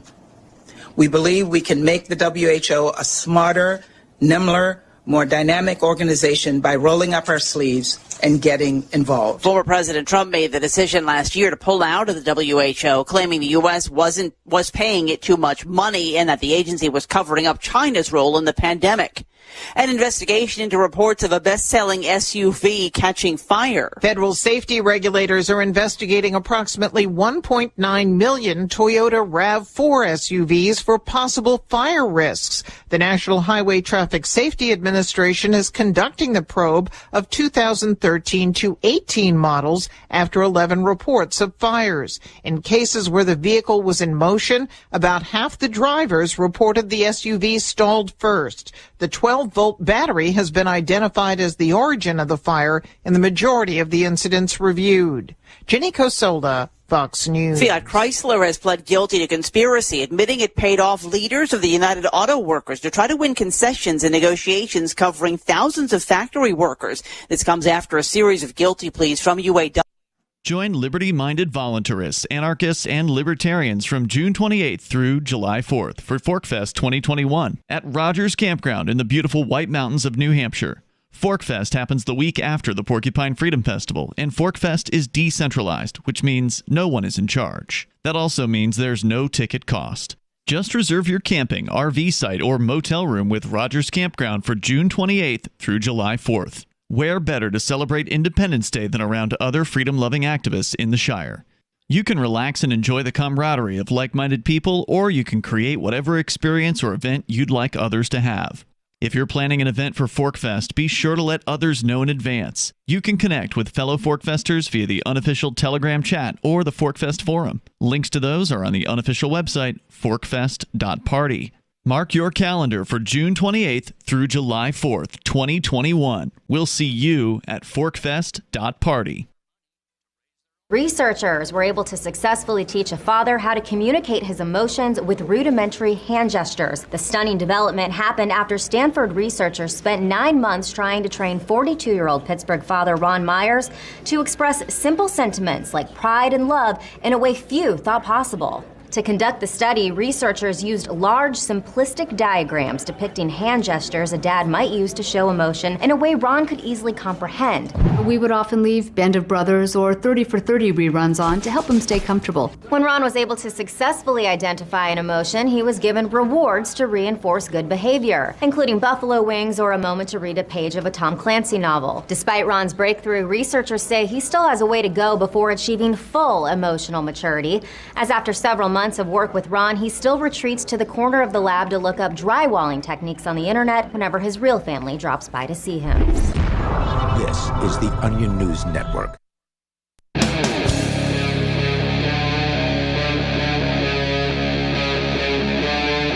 Free Talk Live.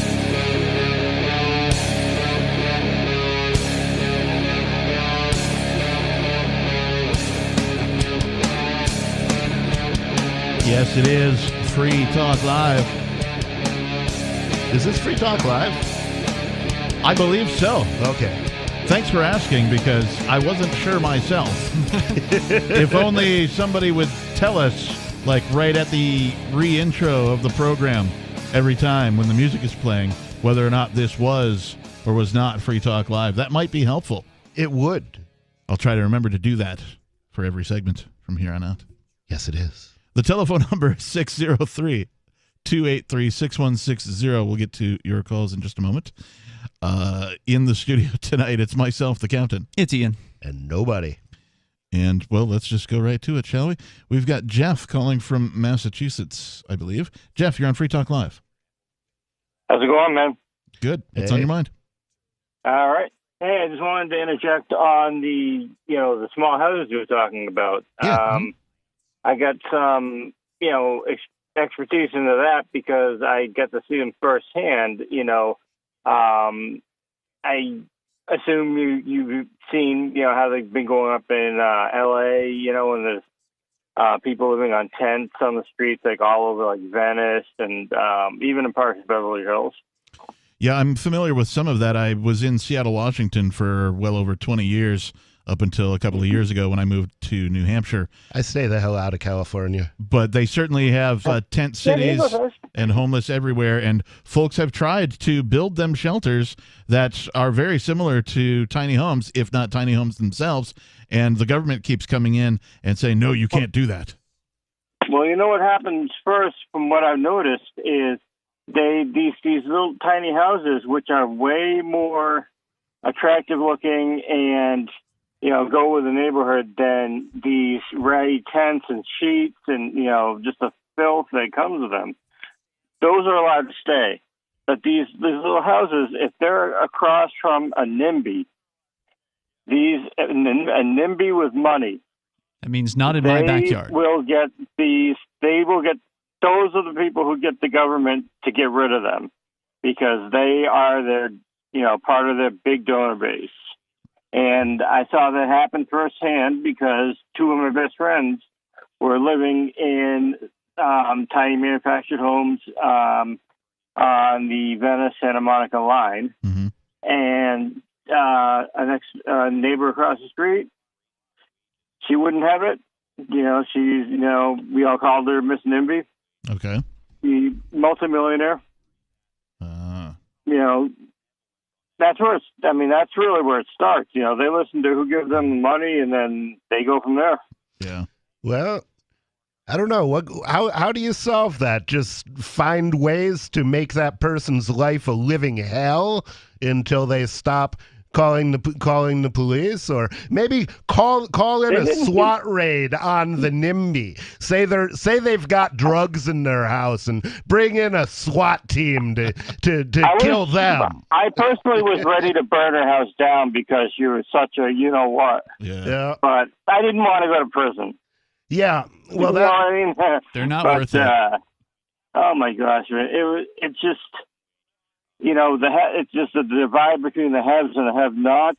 Yeah. And it's not going to get any better. I know that they call it in the Seattle, Washington area, they call it Tent City. And what happens to it is that it keeps moving. So somebody will volunteer some plot of land, and all the homeless people can move all their tents there. And they're being managed by some government entity where they send in people who try and help them, get on their feet, get into real apartments and, that kind of stuff. But this tent city keeps moving because of what you're talking about, which is the NIMBY. So it'll arrive in somebody's backyard for a while, and then all the homeless will, come and go whenever, they have to or want to. And then eventually the neighborhood will get tired of it, or somebody in the neighborhood will, and they'll be like, no, we got to get rid of this thing. And so then somebody else feels sorry for them and says, okay, well, you could come over to our community, and then they move into that community, and then they get tired of them after a period of time. So Tent City itself keeps moving from community to community. Put a Band-Aid. That's all it is. They just put Band-Aids on it. They don't go after the roots of this problem, right. And they don't want to invest in it. The short-term costs are too much. They'd rather pay more over the long term. Mm. The actual solution would cost absolutely nothing. The actual solution is, remember that the property rights regime of Western society comes from the Second Treatise on Government by John Locke, who writes that it is okay to appropriate land to my exclusive use so long as much and as good remains for others to expropriate. So as soon as the government claimed all of the unclaimed land and said nobody can ever homestead this, then every single private piece of private property in the country became invalid. And so the solution is get the government up off that land. Yep. Yeah, I didn't hear what you were saying. I was still talking. Sorry. Go ahead, Jeff. That's who's avoiding, unfortunately.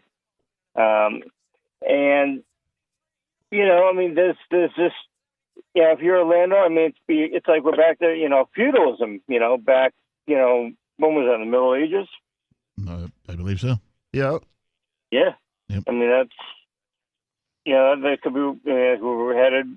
Was land issues. Even public property. I grew up. My kid caught. I grew up in the Army, and the homeless shelter in Hyannis, it was like 80 people, and then they eliminated half of them because neighbors are complaining. Jeez. So they had nowhere to go. They eliminated them? Here in Keene, the homeless people were actually building a shanty in the woods nearby one of the shopping centers with the blessings of the shopping center owner. The guy who owned the property on which they were building this was like, it's fine with me. They're over here. They're in the woods. They can have their little shanty. No problem. Yeah, they weren't causing any problems. And the city government, this was like, I don't know, 12 years ago at least. It was a while back. But the city government said, well, but you can't be building. You don't have a permit. This isn't up to fire code. You're going to have to take this thing down. So they went in and they destroyed these people. I don't know why they go after the homeless and the poor as their cash cow. You know what I mean? Well, they're not a cash cow. They obviously do it because if there weren't any homeless people, the government would have no excuse to exist. So they have to keep people homeless and helpless so that we keep paying our taxes. But you mentioned the feudalism. The main difference between now and feudalism is during feudalism, they had kingdoms run by kings and counties run by counts, and now we have countries. Different types of peasants now. Yeah. Hey, thanks for the call tonight, Jeff. We appreciate it. Yeah, we certainly do, and we know who runs the countries. And it's true. And it's not, you and I, it's not the people. The people is an artificial construct that they get you to believe, because the will of the people doesn't really exist. Oh, now you're verging into Nietzsche. The government is the coldest of cold monsters. Coldly it lies, and this lie falls from its lips, that I, the government, am the people. The people. Mm-hmm. Yeah. A lot of people buy that crap. And it's just not true. It's demonstrably not true. Yeah. No, it's... Well, I mean, it's us and them. There can't be a will of the people, because people are different. Yeah, everybody's different. Everybody's an individual. Everybody thinks differently, feels differently, has different needs, wants, and desires. Which is why we just can't get along with everybody. We cannot come together. You're not supposed to.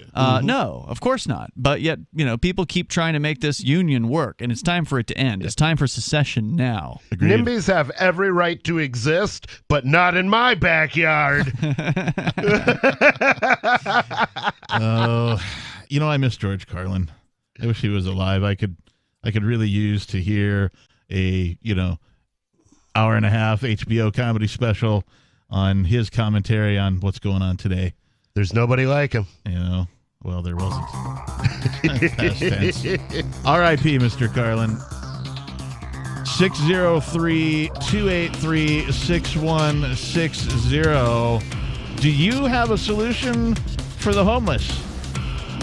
Give us a call. Let them homestead or arm the poor. Let us know your thoughts. We've got more Free Talk Live on the way.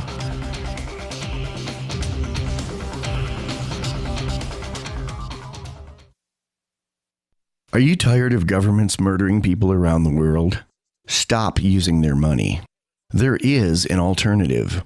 Bitcoin is a stateless free market non-political currency. Bitcoin cannot be inflated or controlled by any government. By using their money, you are helping the state. Stop doing it. You have an incredible alternative available now. Learn it, use it, spread it. Get started with Bitcoin at bitcoin.com. That's bitcoin.com. Want to accept Bitcoin at your online store? There's a good chance you already have what you need: a WordPress using WooCommerce and a Bitcoin address. Now all you need to start taking Bitcoin payments on your website is the AnyPay app on your Android or iPhone. Just paste your Bitcoin address into AnyPay, then connect it to your website with our one-click plugin for WordPress. Now your website takes Bitcoin, start to finish, in 15 minutes or less with no complicated steps. Download AnyPay from the App Store today. Tired of cancel culture? Sick of mega tech corporations holding an axe over your head? Join the LRN.FM Matrix chat server. It's self-hosted, so no one else can tell us what to do or say. Don't like the existing channels? You can make your own. You can even connect into some of our channels from other Matrix servers. It's federated. For the full LRN.FM Matrix experience, though, you should join our server via the step-by-step instructions at chat.lrn.fm. Chat.lrn.fm. Do you feel like your nation, state, or community no longer holds your values? Have you dreamt of a place where people agree that liberty is important and are free to pursue their projects so long as they respect the property of others? There are many people just like you that are discovering freeprivatecities.com. Their social media links are at the upper right of the page at freeprivatecities.com. All skill levels will be needed when the first of the Free Private Cities opens. It's sooner than you think. Stop arguing and build. freeprivatecities.com. In a competitive tech world, companies are always looking to the latest trend to keep their employees productive and happy at the office. But a new study suggests that employees are actually happiest when they're simply pretending to work from home. The study from tech and consulting giant IBM found employees felt overall more focused and content with their jobs when doing personal tasks like catching up on laundry or their favorite TV shows when they should be working. I just make sure that I send some emails to my supervisor first thing in the morning so he thinks I'm up and working. But then I just go right back to bed. And never have to deal with rush hour traffic or anything. just walk across the room, sit down at my desk, and start browsing through my Twitter feed immediately. The trend is making its way to the country's most influential tech companies like Google, where employees are encouraged to put in 12 empty hours of work a week from their homes. The study hasn't swayed every company, however. Yahoo CEO Marissa Mayer said in a statement, "At Yahoo, we prefer that our employees pretend to work side by side right here in our offices."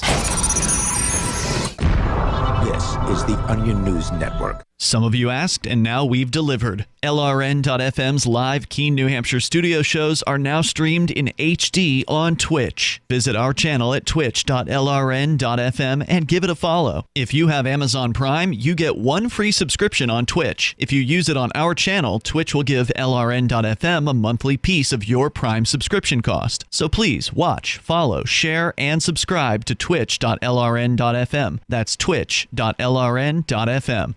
Are you tired of governments murdering people around the world? Stop using their money. There is an alternative. Bitcoin is a stateless, free market, non-political currency. Bitcoin cannot be inflated or controlled by any government. By using their money, you are helping the state. Stop doing it. You have an incredible alternative available now. Learn it, use it, spread it. Get started with Bitcoin at bitcoin.com. That's bitcoin.com. Don't miss a moment of Free Talk Live. Get our archives daily via our podcast at feeds.freetalklive.com.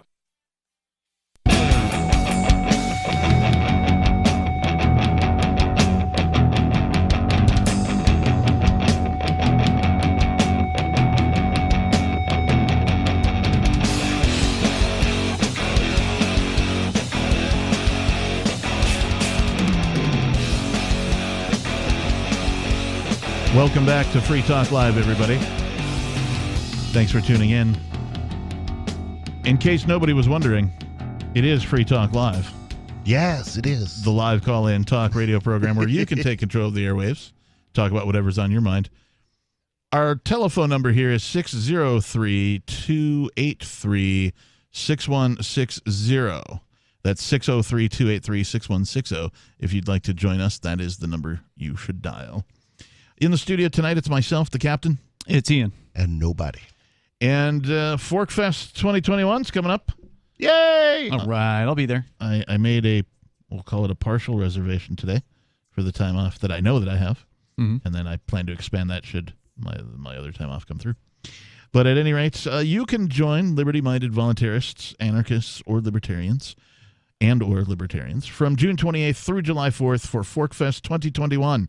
At Rogers Campground in the beautiful White Mountains of New Hampshire.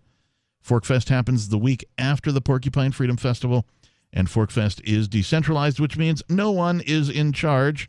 It also means there's no ticket cost. Just reserve your camping, RV site, or motel room with Rogers Campground for June 28th through July 4th. Where better to celebrate Independence Day than around other freedom-loving activists in the Shire? You can relax and enjoy the camaraderie of like-minded people, or you can create whatever experience or event you'd like others to have. If you're planning an event for ForkFest, be sure to let others know in advance. You can connect with fellow ForkFesters via the unofficial Telegram chat or the ForkFest forum. Links to those are on the unofficial website forkfest.party. Mark your calendar for June 28th through July 4th, 2021, and we'll see you at forkfest.party. I'm looking forward to it. Nobody thinks that's a good idea, and nobody's going to show up. I'm glad. Or am I? Segue. I don't have a really good segue, but I know here on Free Talk Live, one of the most hated areas, hated might be a strong word, one of the most tyrannical areas consistently is New York. New York City. Oh, yeah. New York City. New York. And I thought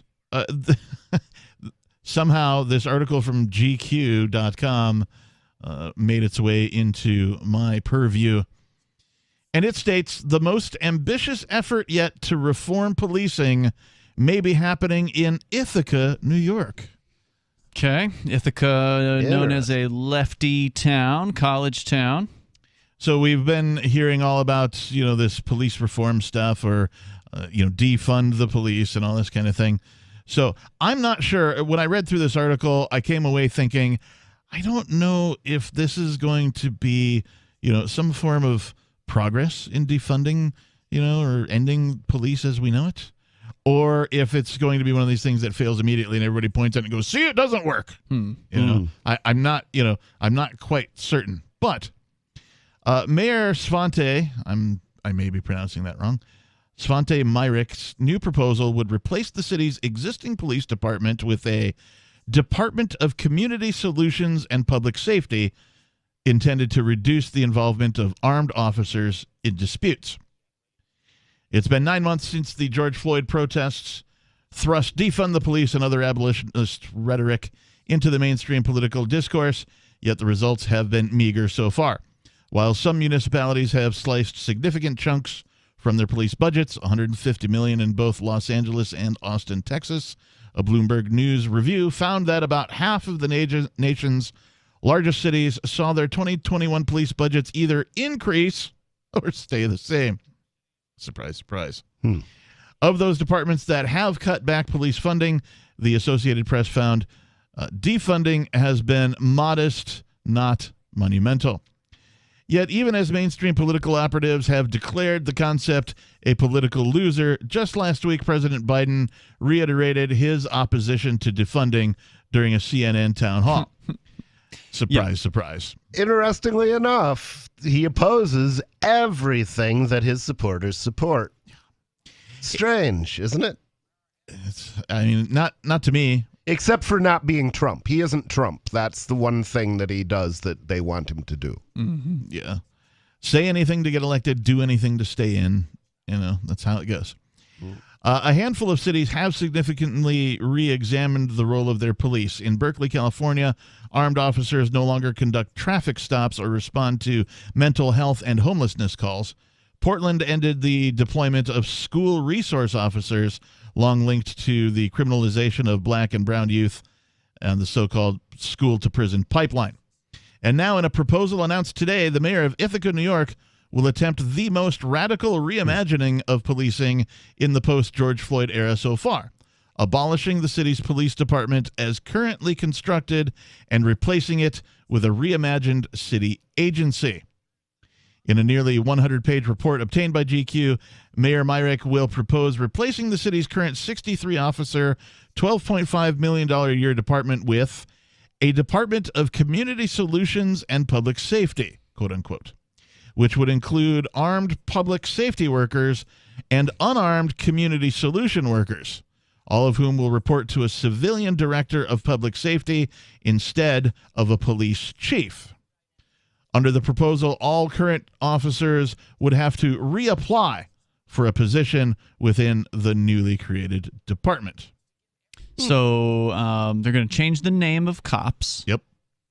And? Well, they're going to not have a police chief.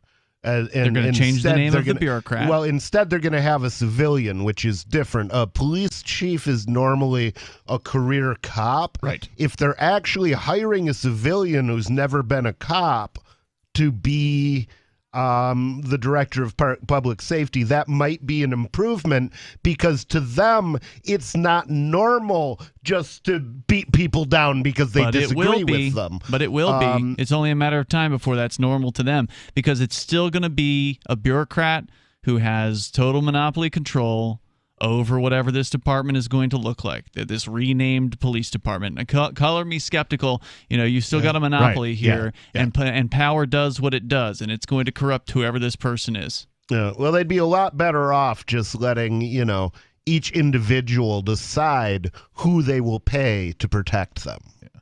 I like the idea of the unarmed folks, right? I don't think people responding to mental crises, all sorts of things that these armed thugs show up to. I think it would be a lot better. Psychiatric nurses almost never carry guns. Right. And so, people responding to that type of a thing should not be armed, in my opinion. Mm-hmm. Whether it's free market or not, right? It's too much. There's too much temptation, I think, for, everything looks like a nail when you're a hammer. You know, if you're a policeman and you're wearing the badge, you're all gung-ho about your power on your power trip, and if somebody doesn't do what you say, you're very quick to use that gun on the other individuals, as we've seen repeatedly throughout time. Yeah, see, if I was doing that, I like the idea of sending out a trio, 2 unarmed guys in front, 1 armed guy in the back, just to kind of cover them. 603-283-6160. More on this idea out of New York. Carl Watner, longtime proponent of a voluntary society, died last December. You may have seen his articles published on his website, voluntarist.com, in his newsletter, The Voluntarist, the Mises Institute, or elsewhere over the last 40 years. His newest book, I Must Speak Out, Volume 2, The Best of the Voluntarist, is now available via Liberty Under Attack Publications. This 430-page second volume spans the years of 2000 through 2020 and includes articles by Carl Watner, Hans Hermann Hoppe, Carl Hess, Benjamin Tucker, George H. Smith, Lysander Spooner, Pete Eyre, Joyce Brand, and many others. I Must Speak Out is for the newly initiated, the veteran voluntarist, or anywhere in between. Buy the book now at libertyunderattack.com/voluntarist. For more great content on building a voluntary society and for Carl's extensive archives, check out voluntarist.com. Excuse me, is this where I get a license to start a new business? I wouldn't be hasty. You have to get a license to go out of business, too, you know. Oh, well, look, I've invented this little anti-gravity machine, see? Oh, is that why you're walking 2 inches above the floor? Oh, yes, it's very comfortable. It saves on shoe leather. Yeah, well, you have to fill out these forms and report to the Human Services Department of Manpower Orientation and register with the Fair Employment Practice Commission, the Wage and Hour Division of the Employment Standards Administration, the State Sales and Income Tax Division, the Internal Revenue Service, and the Social Security Administration of the Department of Health, Education, and Welfare, and, of course, OSHA. OSHA? I thought that was a little town in Wisconsin. You'll find out. Say, floating around like that could be dangerous. Have you checked with the Consumer Product Safety Commission? Well, not yet. Come to think of it, you actually are flying, aren't you? Look, you need to go over to the Federal Aviation Administration and the Transportation... It's very hard to get anything done these days if you're in business, but free enterprise built this country. Think what could happen if we don't keep it free. A public service of this station and the Center for the Defense of Free Enterprise, Bellevue, Washington. We just can't have people floating about unregulated, you know. So you've signed the Shire Society Declaration and are planning your move to New Hampshire to be around more liberty-oriented people. Next, sign up for the Shire Society Forum at forum.shiresociety.com. There are a bunch of people there who are already in the Shire, and they want to meet you. If you're already in the Shire physically, you should also come by the forums. Remember, not everyone uses Facebook. New people are signing up for the Shire Society Forum every month, so drop in and say hello at forum.shiresociety.com. So you've heard all 3 hours of the latest episode of Free Talk Live, and you're still hungry for liberty-oriented audio content? Did you know that we have another 24/7 audio stream at LRN.FM? The Liberty Radio Network airs the latest episodes of some of the best liberty-oriented podcasts on the internet around the clock. In addition to recorded content, you'll also hear live shows like Free Talk Live, originating from our Keene, New Hampshire studio. So listen anytime at LRN.FM. That's LRN.FM. Why did you move to the Shire? I moved here to the Shire because there's other people around who take liberty just as seriously as I do. I moved to the Shire because I saw videos of people challenging authority and thought that I could get support myself. It called to me, like, do this, right now. I wanted to be around people like me who got it, and once I got here, I knew there was nowhere else that I wanted to be. I've always wanted to change the world, so I moved to the Shire to join people who were actually working towards doing the same thing. The people here are awesome, loving, and positive. It was for the adventure and for the feeling of something important is happening here, and I just wanted to come to sort of be part of that. Visit shiresociety.com to read and sign the Shire Society Declaration and learn the reasons why, if you love liberty, you should immigrate to the Shire. Plus, connect with others via the forum at shiresociety.com. That's shiresociety.com. We're still not sure why you'd want to watch, but our video feed is streaming nightly for free at cam.freetalklive.com.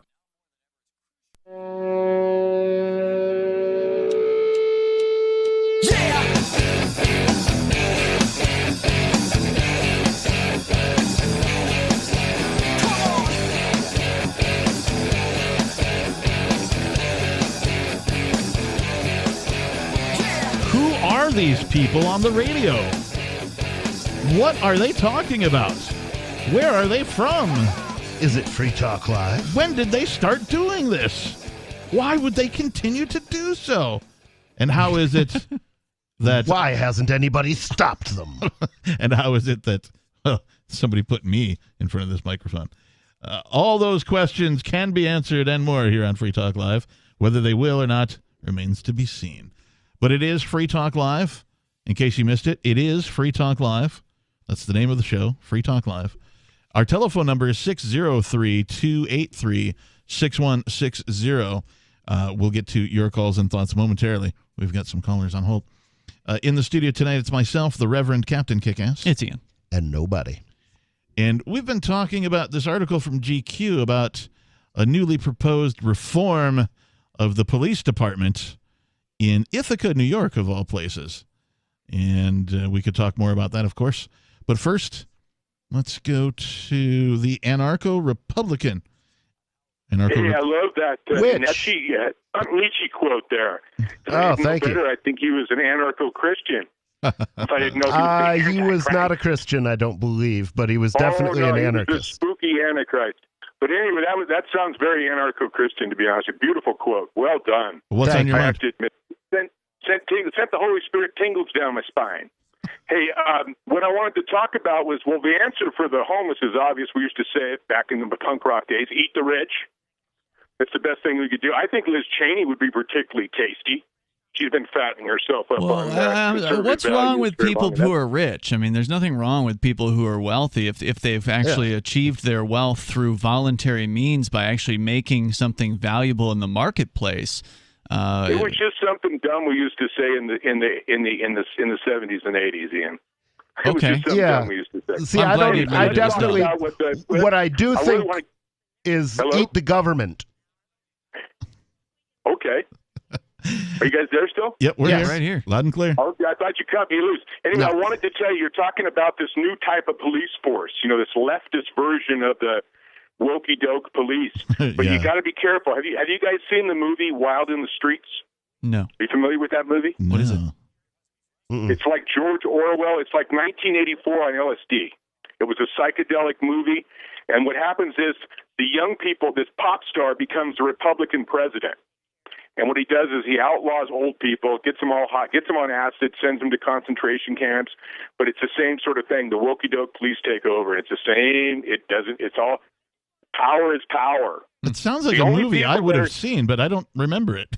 It's a beauty. It's got a great song. It's got a great song too. At the title of it and everything. Wild in the Streets. You can get it on. I'm sure you can get it on, and you can get it. You probably can pirate it. You guys are good at that sort of thing. I'll BitTorrent it. Definitely. Yeah, but it's got Shirley. The fat Shirley lady from the '60s. She's the dude's mother, and she just clings to him, and he hates her, and oh boy. And it's a trippy movie. Okay, so how does this apply to what we're talking about with the? It's this new police force that they're talking about. It's no different than that. It's just the left is a tyranny that it's the same thing. Only that what they'll do is they'll hunt down Trump supporters maybe instead. Well, I mean, left and right are both tyrants. People, they'll be beating up your uncle with a red hat on. Instead of beating up black dudes, they'll be beating up your uncle with a red hat on. Well, maybe we should not beat up anybody and, or not be forced to pay for anybody to be beaten, because certainly the police, which do, they do beat and murder all sorts of people, including minorities, on a regular basis, and they should stop doing that because, we don't need to have government-provided murdering scum. There's enough murdering scum in the world already. But at this, Nobody agrees with that. Nobody agrees with that. Nobody agrees with that. But anyway, you're right. But I'd say just don't fall for the wokey-doke. Is all I'm trying to tell you. Don't fall for the wokey-doke, fellas. Hey, it's been great. Check out I don't think any of movie. us are falling for it. Check Wild in the Streets. You'll dig it the most. Thanks. I'll check it out. Thanks for the call. I don't think any of us are falling for this. I'm not, at least. I mean, like I said, I think that this is going to turn out to be one of those things where they go, see, we tried to reform it, but it didn't work. So, now we got to just do it the way we always have been. Or I think you will see that they make all these changes, and then when all is said and done, they make a big to-do about it, and they get all these accolades. Oh, you made so many great changes. And then, 3 years later or a year later or whatever, we'll find out that they're still cracking heads on the pavement in Ithaca. I don't know. I mean, maybe the Ithaca police weren't even that bad to begin with. I don't know, because up here, they're not the worst in the world in Keene. College town police don't tend to be that bad because, a lot of college students have rich parents who get very upset if they're murdered. And so, the college towns tend to hire police that are less murder prone than your average cop. Right. Now, when I read through this, I was surprised to see the analysis of the types of calls and their responses. And this goes on to say, IPD, that's Ithaca Police Department, spends 1/3 of its time responding to calls for service that essentially never leads to arrests, Myrick wrote in the report's introduction. Those calls, as well as a majority of patrol activity, can and should be handled by unarmed community solution workers, well-trained in de-escalation and service delivery. Again, this all sounds, like, where does this come from? Why is a politician talking about these things? This will allow our new public safety workers to focus on preventing, interrupting, and solving serious crime. If the proposal is approved, calls for service will be evaluated to determine whether an armed or unarmed respondent is necessary, or another public agency altogether would be best to respond. Mental health calls would be outsourced to a standalone unit of social workers based on the Cahoots program. I have no idea what the Cahoots program is. I'll bet they're in cahoots with somebody. Which was pioneered in Eugene, Oregon.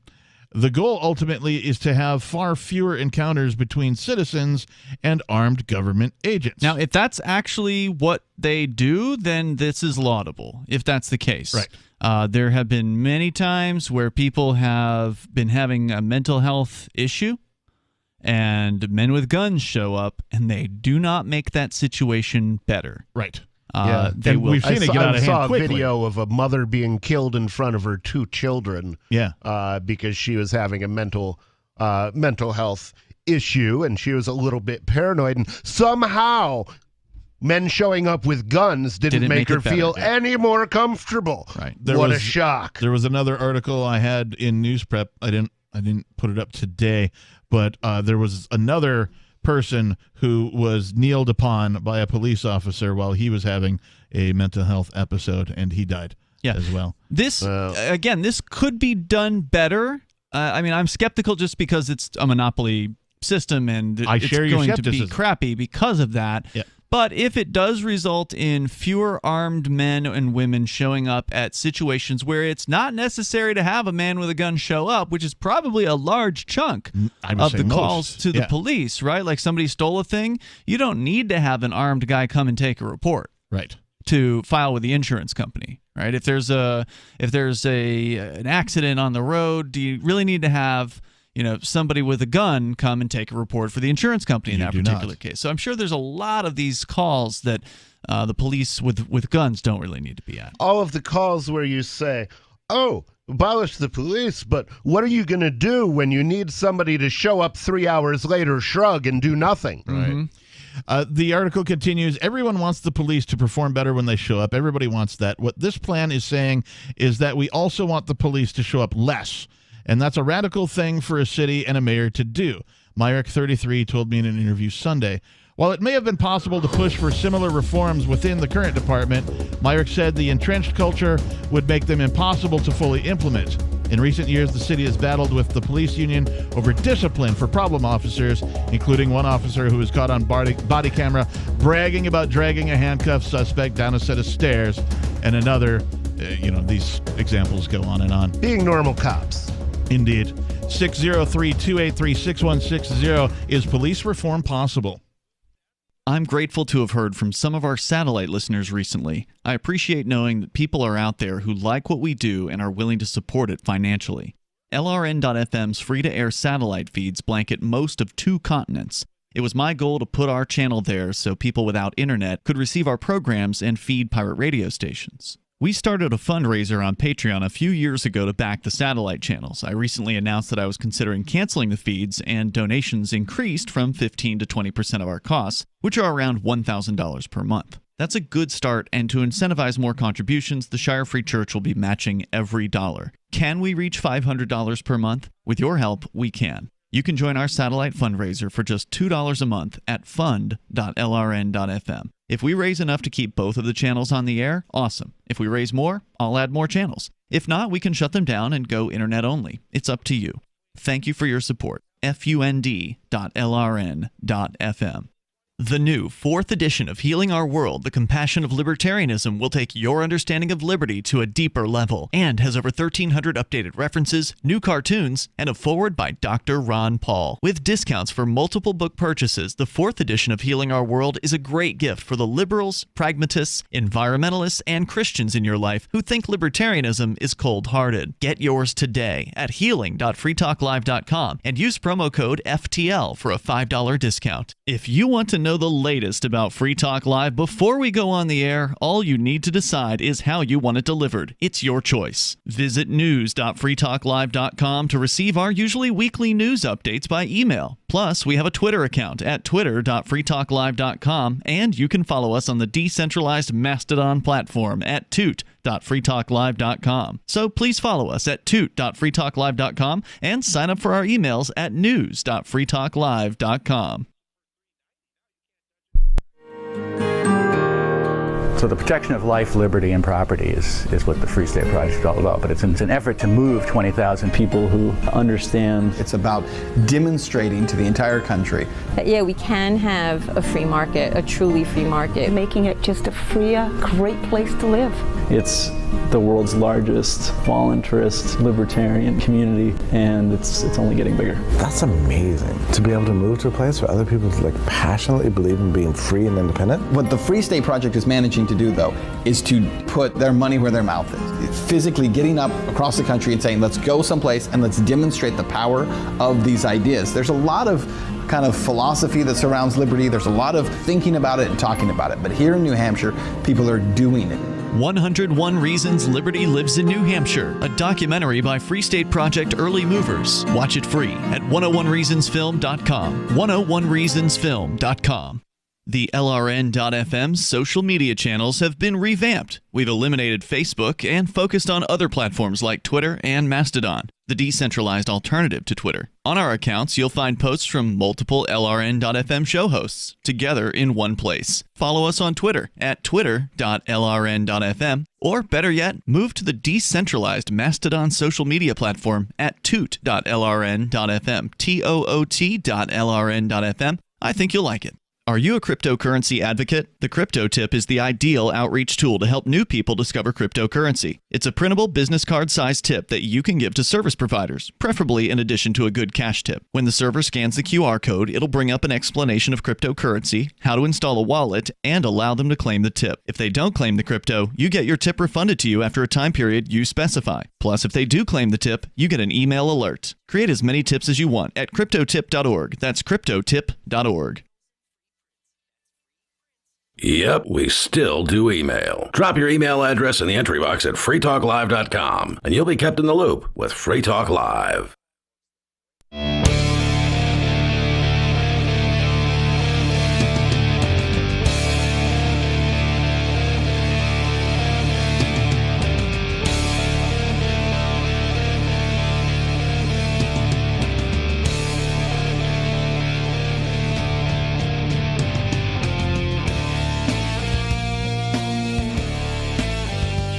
Yes, it's the final segment of Free Talk Live, the Monday night edition. Thanks for tuning in. Thanks for listening, everybody. We'll get to your calls and thoughts momentarily. In the studio tonight, it's myself, the captain. It's Ian. And nobody. And I want to take a minute to say thank you to Al Aloka. Al is a silver level amplifier. It's Alaloka. Alaloka? Oh, it's all Al Aloka. It's actually a female. Well, okay. Alaloka. Alaloka. It's a silver living the vida amplifier. loca. Yeah. I can't assign gender to this name. Come Sure, on. I understand. You didn't know her. Is a silver amplifier, and we thank her for her contribution. If you don't know what an amplifier is, head on over to amp.freetalklive.com to find out more about the amplifier program. Basically, your contributions go to help get this radio show onto more radio stations, and we all know the world could use more of that.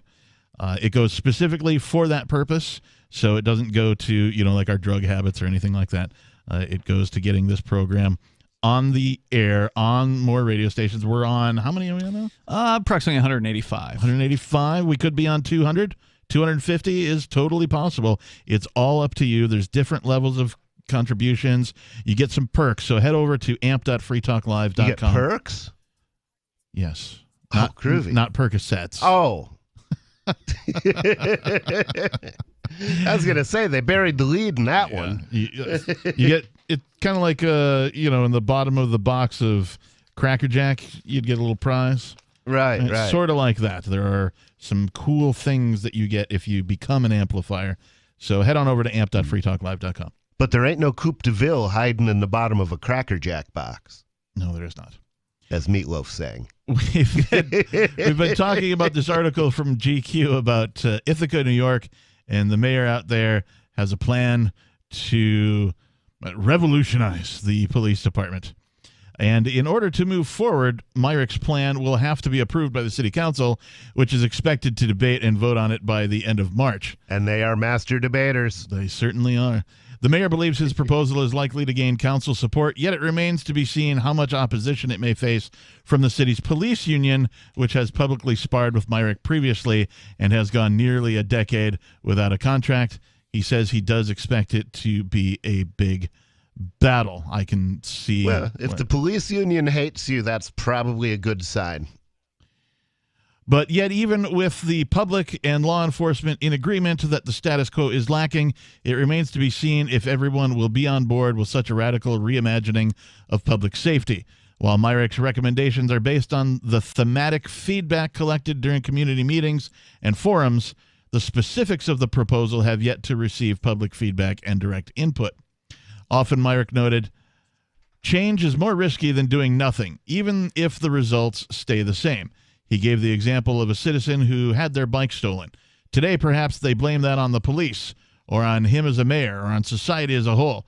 If you announce this new change, and then the bike gets stolen, you wonder, was the bike stolen because the criminals are emboldened? Still, he said it's clear that the system is not working, and he'd rather try to find the solution than continue to kick the can down the road. Once you can fully imagine an alternative response agency, Myrick told me, it's hard to defend what exists currently. Well, and we've been saying almost that, imagine an alternative way to get these things done, right? Imagine a free market providing you security services. And that's not what they've imagined here. But that statement is kind of, it hits home to me in that's kind of my perspective of like, hey, everybody just imagine for him, because I think people have a hard time imagining. Oh, it's difficult. What it looks like without the government in place. Imagine not being forced to pay for things that you don't want. Yeah, exactly. Only buying the products that you do want. That would be nice. Or just the amounts of them that you need or require for yourself or your family. Yeah. Instead of, being forced to pay for everybody else's bit. Or the people that you choose to help. Yeah. So I don't know. This is something maybe worth keeping an eye on, see how it goes. I'm sure if it happens, we'll hear more about it, and we'll bring it to you here on Free Talk Live. Let's go to David in New Mexico. David, you're on Free Talk Live. I'm sure that's actually part of their intentional strategy, is to be omnipresent everywhere, to make you accustomed to that, as opposed to being distant. Even under a king, the king wasn't in every corner of the kingdom.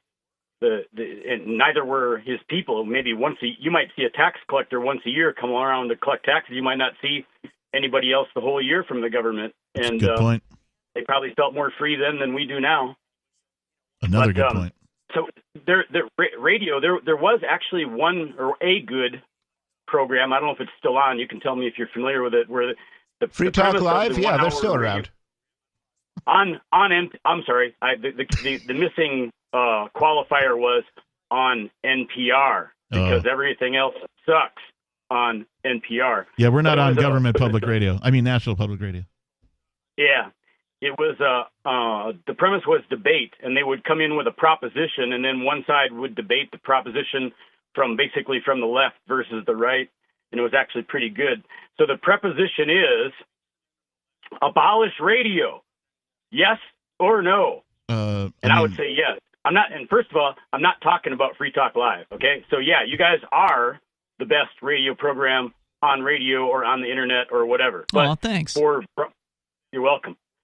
Broadcast over the air, and I'm not talking about internet. I'm talking about the stuff where people are mindlessly flip on the radio and start changing channels to see what's out there, and then become brainwashed by whatever programming comes magically through the air to the box that they're tuning in on, as opposed to if you tune in to a radio program. But I like being on that box.